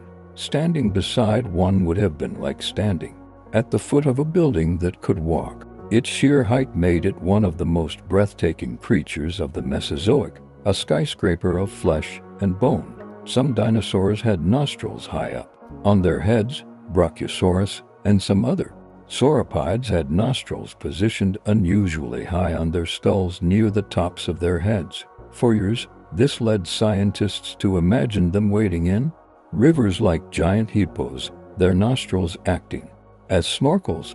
While that idea has fallen out of favor, the placement is still intriguing. It may have helped with breathing while browsing high habitat. Or played a role in sound production, turning their skulls into resonating chambers. Some even suggest the elevated nostrils were linked to display swelling with air during calls or social interactions. Imagine a Brachiosaurus lifting its head skyward, its nostrils flaring as it released a deep rumbling call that vibrated through the forest. Whatever the exact function, these high nostrils remind us that even small details of anatomy can carry mysteries, clues to lives lived in ways we are still trying to piece together. Dilophosaurus had twin crests on its skull. Dilophosaurus, an early Jurassic predator, was distinguished by the twin crests that grew from its skull. These thin, delicate structures were likely too fragile for combat, suggesting they were for display. Brightly colored crests could have signaled health, maturity, or dominance, making them important in social or mating behavior. Fossils show a creature about 20 feet long, one of the largest predators of its time. Imagine its silhouette against a dawn sky, twin crests glowing as it called to rivals or mates. The crests turned this predator from a simple hunter into a showpiece of evolution, balancing deadly jaws with elegance. Though popular culture has portrayed it with frills and venom, the real Dilophosaurus needed no embellishment. Its twin crests were striking enough, making it one of the most distinctive carnivores of the Jurassic. It probably didn't spit venom like in Jurassic Park. The film Jurassic Park famously depicted Dilophosaurus as a small venom-spitting dinosaur with a dramatic frill. While the scene terrified audiences, There is no fossil evidence to support venom or frills in this species. In reality, Dilophosaurus was much larger, about 20 feet long, and relied on powerful jaws and agility rather than chemical weapons. The movie's version was pure fiction, created for cinematic effect. Still, the myth lingers, making Dilophosaurus one of the most misunderstood dinosaurs. The truth is no less fascinating. With its twin crests and predatory build, it was already a remarkable creature without the need for venom. Its story reminds us how popular culture can blur lines between fact and fantasy, but also how science can restore the wonder of the real animal. Dilophosaurus didn't need Hollywood's inventions. It was already extraordinary. The velociraptors didn't look like in the movies. They were feathered. The sleek, scaly raptors of Jurassic Park are iconic, but they are not accurate. True velociraptors were all turkey-sized predators covered in feathers. Fossils from Mongolia reveal quill knobs on their arms, the same structures where feathers anchor in modern birds. These feathers likely help with balance, display, and insulation. Though not with full flight, imagine a velociraptor darting through underbrush, feathers ruffling as it moved with bird-like grace. Its size was modest, but its intelligence and agility made it a formidable hunter. The feathered truth transforms our vision of raptors from reptilian monsters into bird-like predators. More hawk than lizard, this revelation doesn't diminish their fear factor. If anything, it sharpens it, turning them into swift living links between dinosaurs and modern birds. Velociraptors weren't scaly nightmares, but feat-here hunters with a strikingly modern appearance. T-Rex likely didn't roar. It may have made deep rumbling sounds. The iconic roar of Tyrannosaurus rex is a Hollywood invention. Fossils can directly tell us what dinosaurs sounded like, but comparisons with modern relatives, birds and crocodiles, suggest something very different. Instead of roaring like a lion, T-Rex may have produced low resonant rumbles or infrasound vibrations too deep for human ears to fully detect. Such sounds can travel long distances, shaking the ground and carrying through forests. Imagine standing on a Cretaceous plain as the air vibrates with a low chest rattling hum, the call of a predator announcing its presence.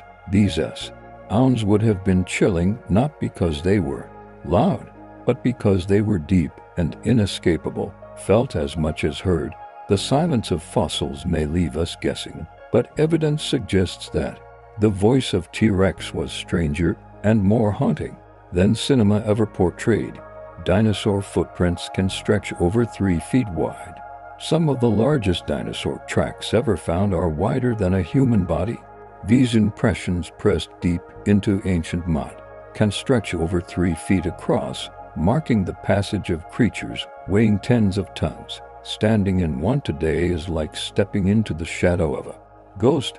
Tracks this large often belong to sauropods. Their immense feet spread weight across broad surfaces. Others show the clawed toes of giant pteropods, each print a record of power and motion. These tracks bring dinosaurs to life in ways skeletons cannot. They show how heavy they were, how fast they walked, and even how their toes curled into the earth. To see one is to stand where I'd once stepped, bridging millions of years in a single footprint. Each colossal track is a reminder of the scale of the animals that once ruled Earth. Fossilized trackways reveal dinosaurs running, resting, and even sliding. Tracks don't just show where dinosaurs walked, they reveal behavior. Some fossilized pathways preserve running strides with footprints spaced far apart, showing dinosaurs sprinting at surprising speeds. Others capture resting poses where dinosaurs crouched low, leaving impressions of bellies, tails, and even hands in the ground. In some cases, tracks show sliding marks, perhaps from animals skidding down muddy slopes or playing in wet environments. These trackways are dynamic fossils, frozen movements that bring behavior into sharp focus.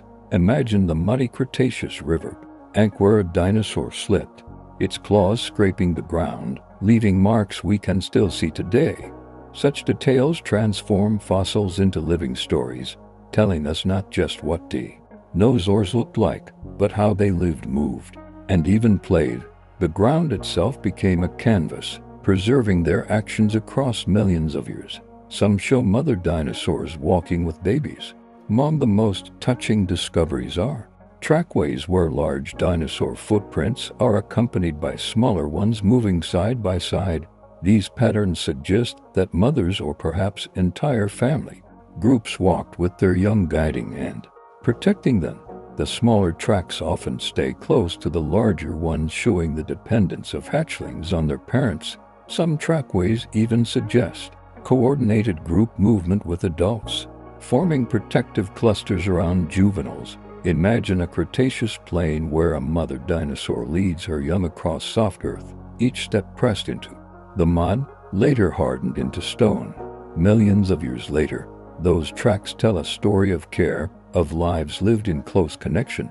These footprints remind us that the bonds between parent and child stretch back deep into prehistory, written not in words but in stone paths carved by walking feet. There are over 1,000 known dinosaur species.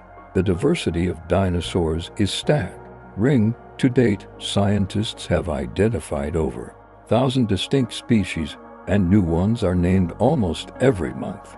These range from tiny bird-like predators no bigger than a pigeon to the largest creatures ever to walk the land.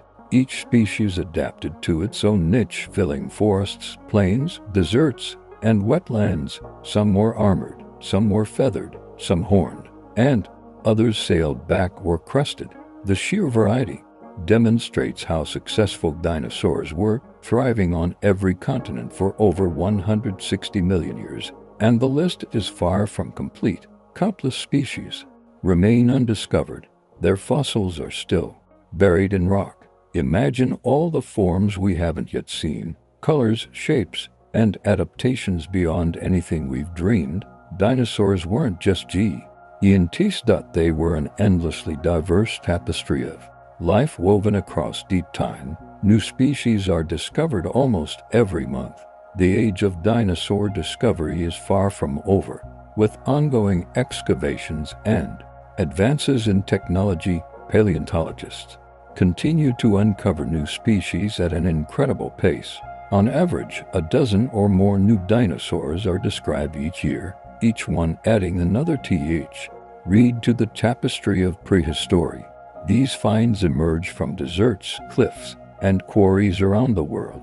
From China's feathered raptors to South America's titanosaurs, some discoveries rewrite what we thought we knew, revealing unexpected features like sails, crests, or strange feeding habits. Imagine the excitement of brushing dust from a fossil that represents a species no human has ever seen before. Each new name carved into scientific history brings the ancient world back into focus, reminding us that dinosaurs were even more diverse and wondrous than we imagined. The story of dinosaurs is still unfolding millions of years after they roamed Earth. Some fossils are found by pure accident. Not every dinosaur discovery happens through carefully excavation. Some of the most remarkable fossils have been stumbled upon entirely by accident.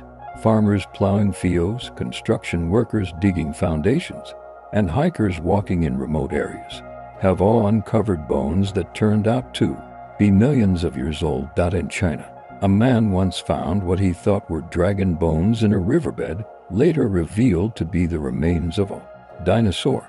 In Canada, miners unearthed a fully preserved Noda. Its armor and skin are still intact, hidden for over 100 million years.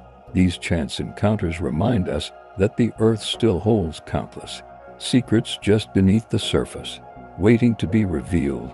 Every hill, quarry, or dried-up river could hide a window into prehistory, a story of life long gone.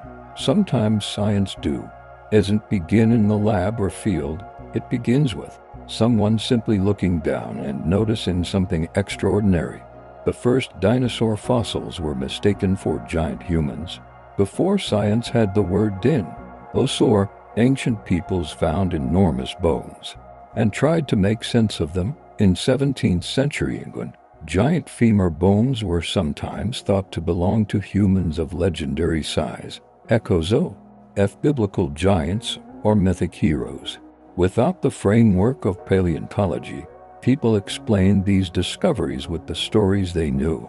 Massive teeth were mistaken for those of elephants, and skull fragments were attributed to long dead warriors. It wasn't until the 19th century that scientists like Richard Owen recognized that these bones represented an entirely different group of animals far older than humanity itself. The realization that Earth had once been ruled by enormous reptiles reshaped science forever. But those early misinterpretations remain fascinating, proof of how humans have always looked to the past, trying to explain what lies beneath the ground.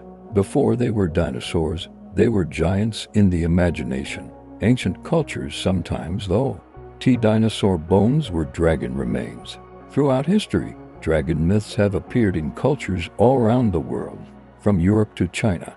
Many scholars believe these stories were inspired, at least in part, by the discovery of dinosaur fossils. In China, where dragon lore is deeply rooted, large fossilized bones were often ground into powder for medicine and labeled as drago and bones. In Europe, massive femurs and vertebrae found in caves may have inspired tales of knights fighting monstrous beasts.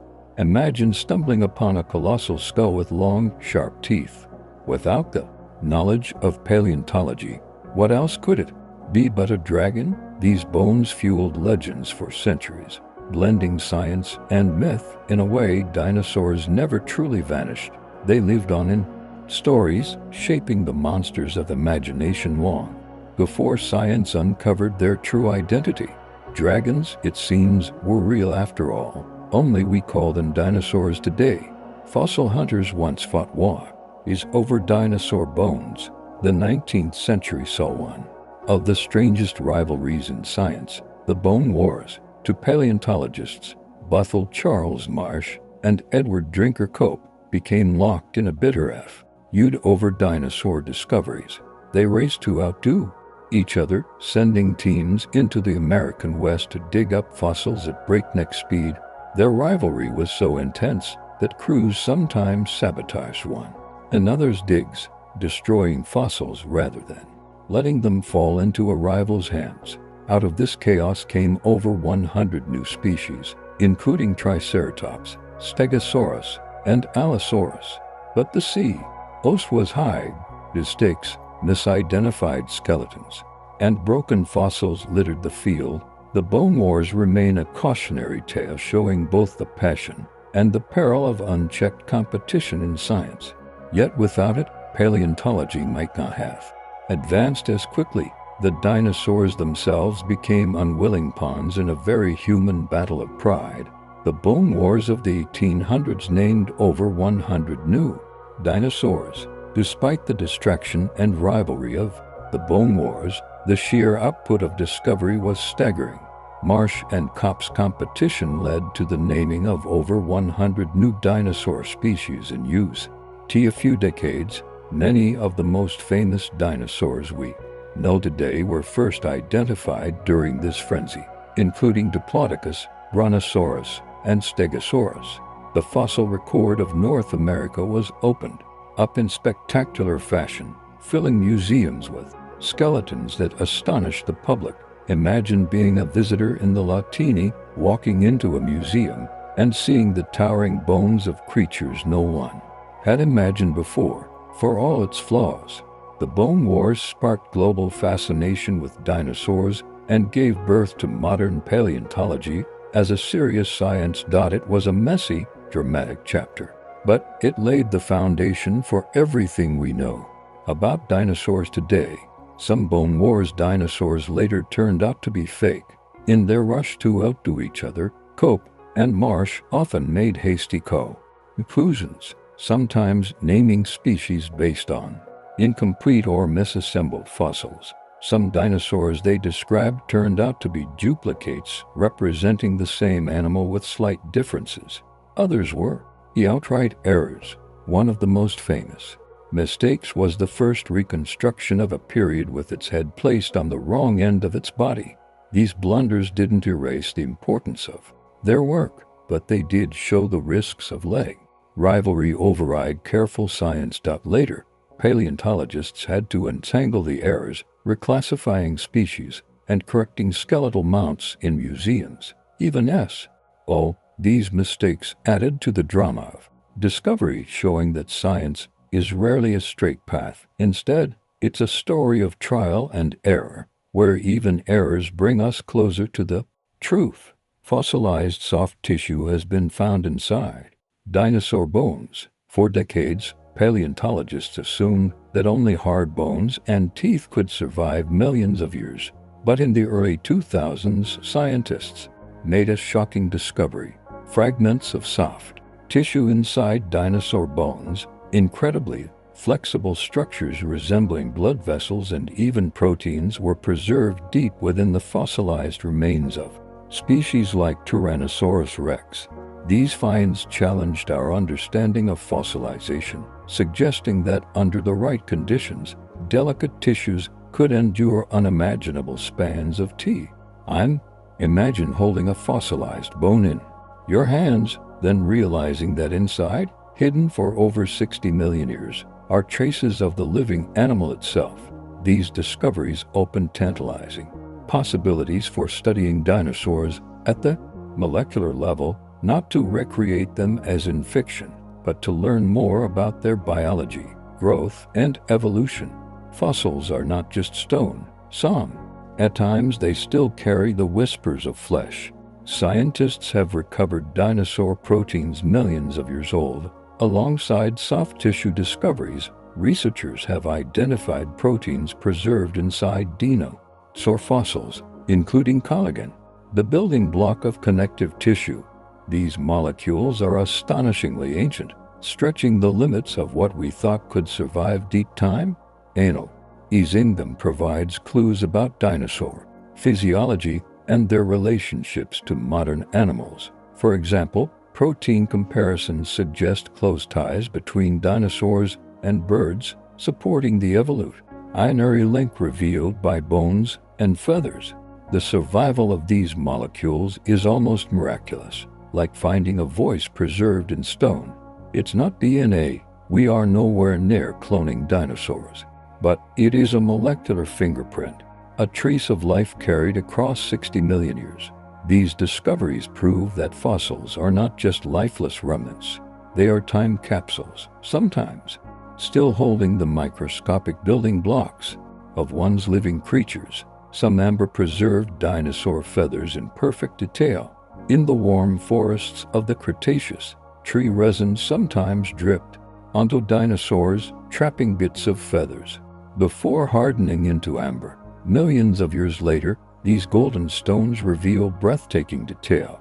Fossils of amber from Myanmar preserve individual dinosaur feathers, delicate filaments that still shine with microscopic patterns. Some are even pigmented, showing colors and structures lost in stone fossils. These feathers belong to small theropods and early birds, offering direct evidence of their plumage. Imagine holding a piece of amber and peering into it to see a feather that once caught the wind in a dinosaur forest.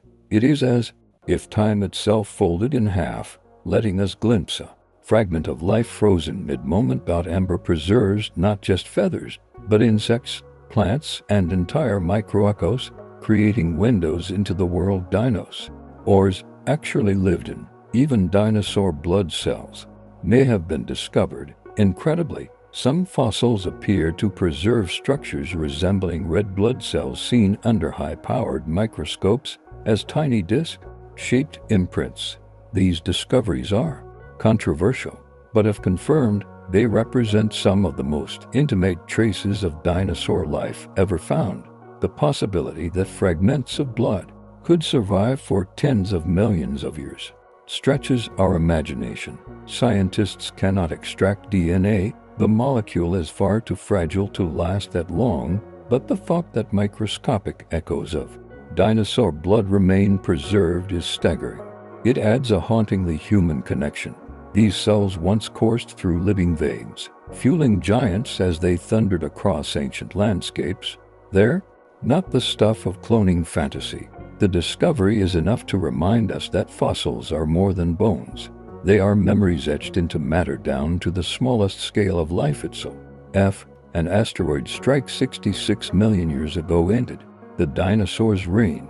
The reign of the Navian dinosaurs ended in cataclysm. About 66 million years ago, a massive asteroid struck Earth, unleashing death, a station on a global scale.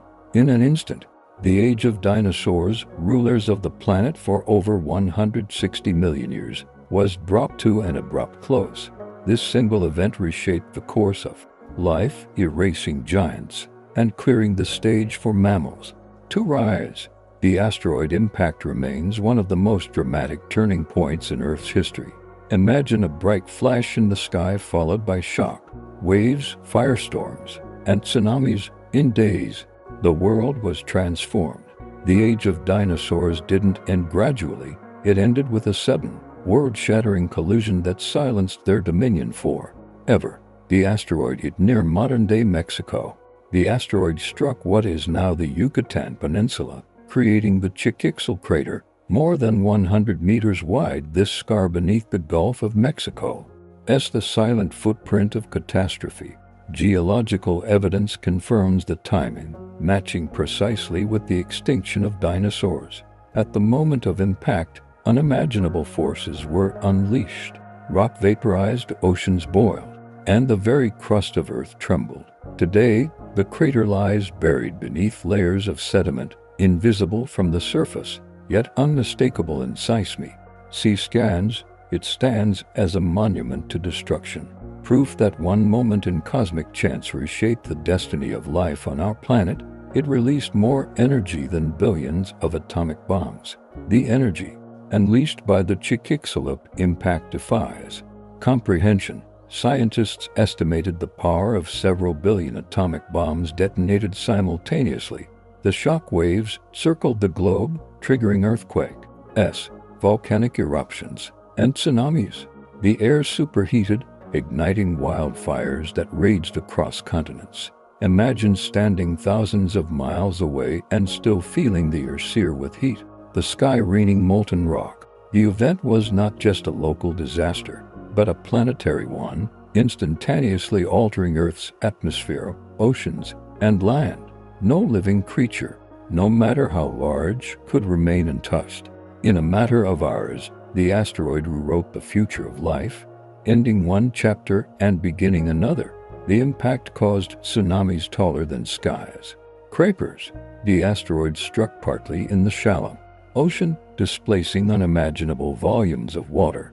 The result was tsunamis taller than skyscrapers, racing outward at jetliner speeds.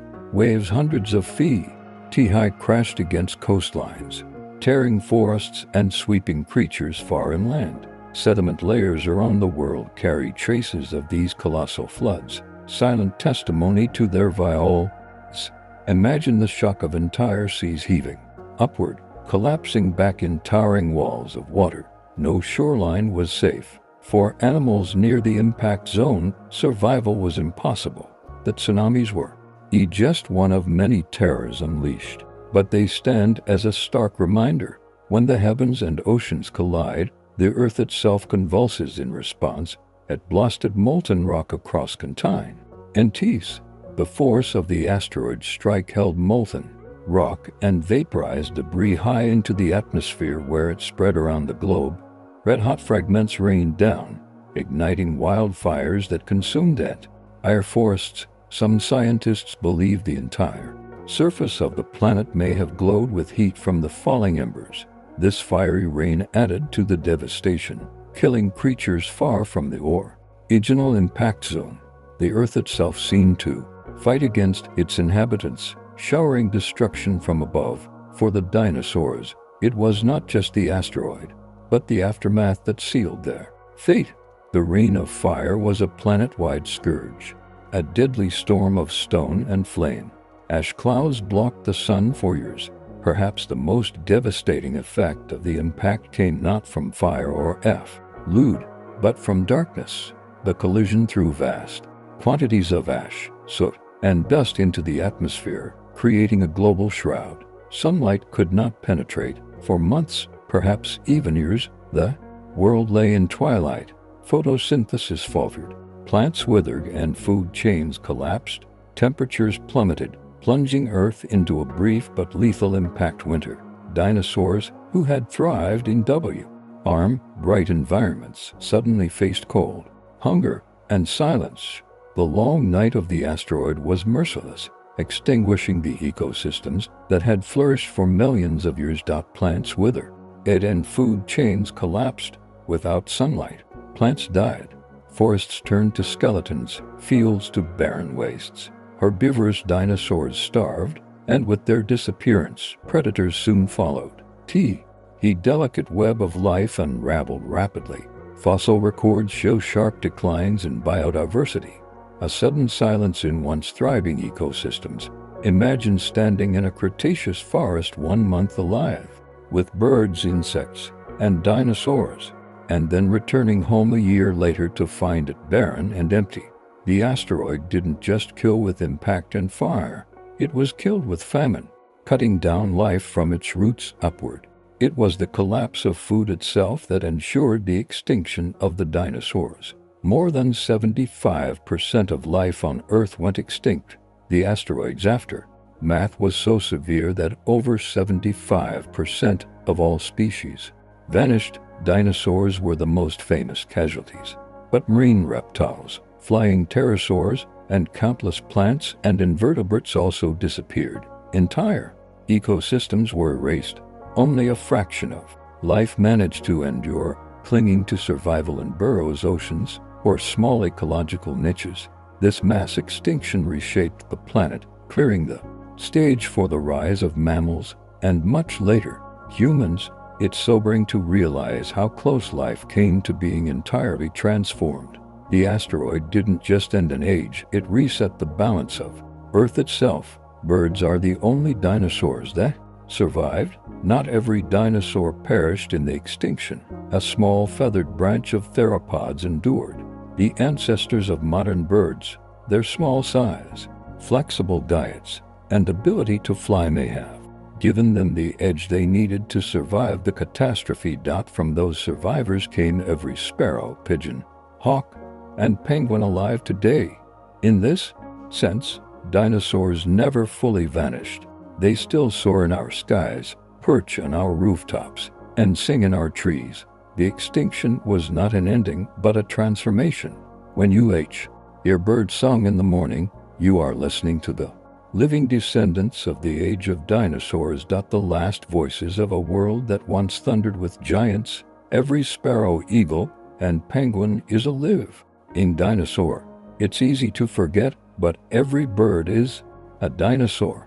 From the tiny sparrow hopping along a sidewalk to the eagle soaring high above mountains, they carry the lineage of theropods within their bones and feathers. Penguins, swans, hummingbirds, all are living testaments to survival through catastrophe. The dinosaurs didn't vanish entirely. They adapted, shrank, and transformed. The Mesozoic still lives. The next time you see a bird take flight, remember, you are watching the continuation of a story that began over 200 million years ago. Dinosaurs Alcamama still disguised as the creatures we call birds, whispering the legacy of an age when giants ruled the earth. And so, dear listener, our journey through the world of the dinosaurs comes to a close. From chance discoveries in quiet riverbeds to the fiery and brought by an asteroid, we have wandered across deep time together. We've walked beside giants with necks that stretched like bridges, studied the delicate patterns of feathers caught forever in amber, and watched entire worlds bloom with flowers while colossal herds moved across the land. We've seen how even their footsteps pressed into soft mud could carry whispers across millions of years. Dinosaurs remind us that life is vast, strange, and endlessly surprising. They show us resilience and fragility, awe and terror, silence and song. They live for over 160 million years, far longer than humans have yet existed. and their legacy still beats in the wings of every bird that takes flight today. The sparrows in our gardens, the penguins sliding across Antarctic ice, the eagles gliding over mountain ridges, all are living reminders that the story of dinosaurs is not finished. And as you lie here, letting your breathing slow, imagine the world not as it is now but as it once was.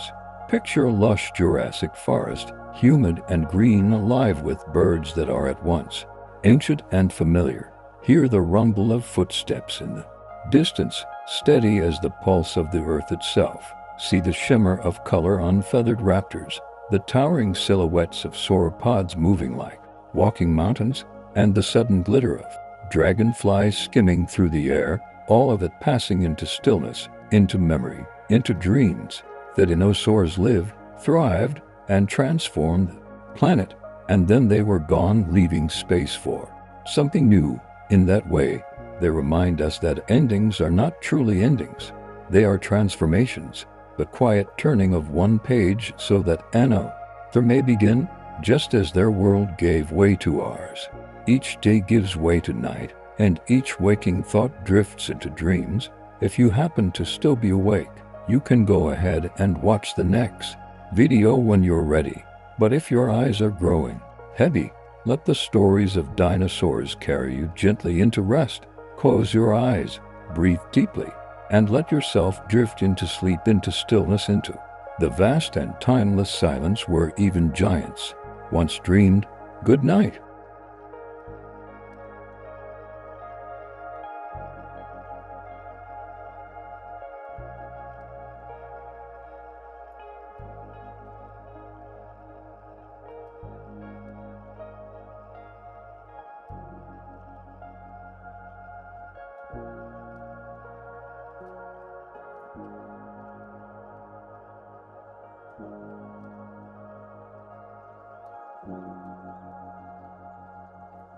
Thank you.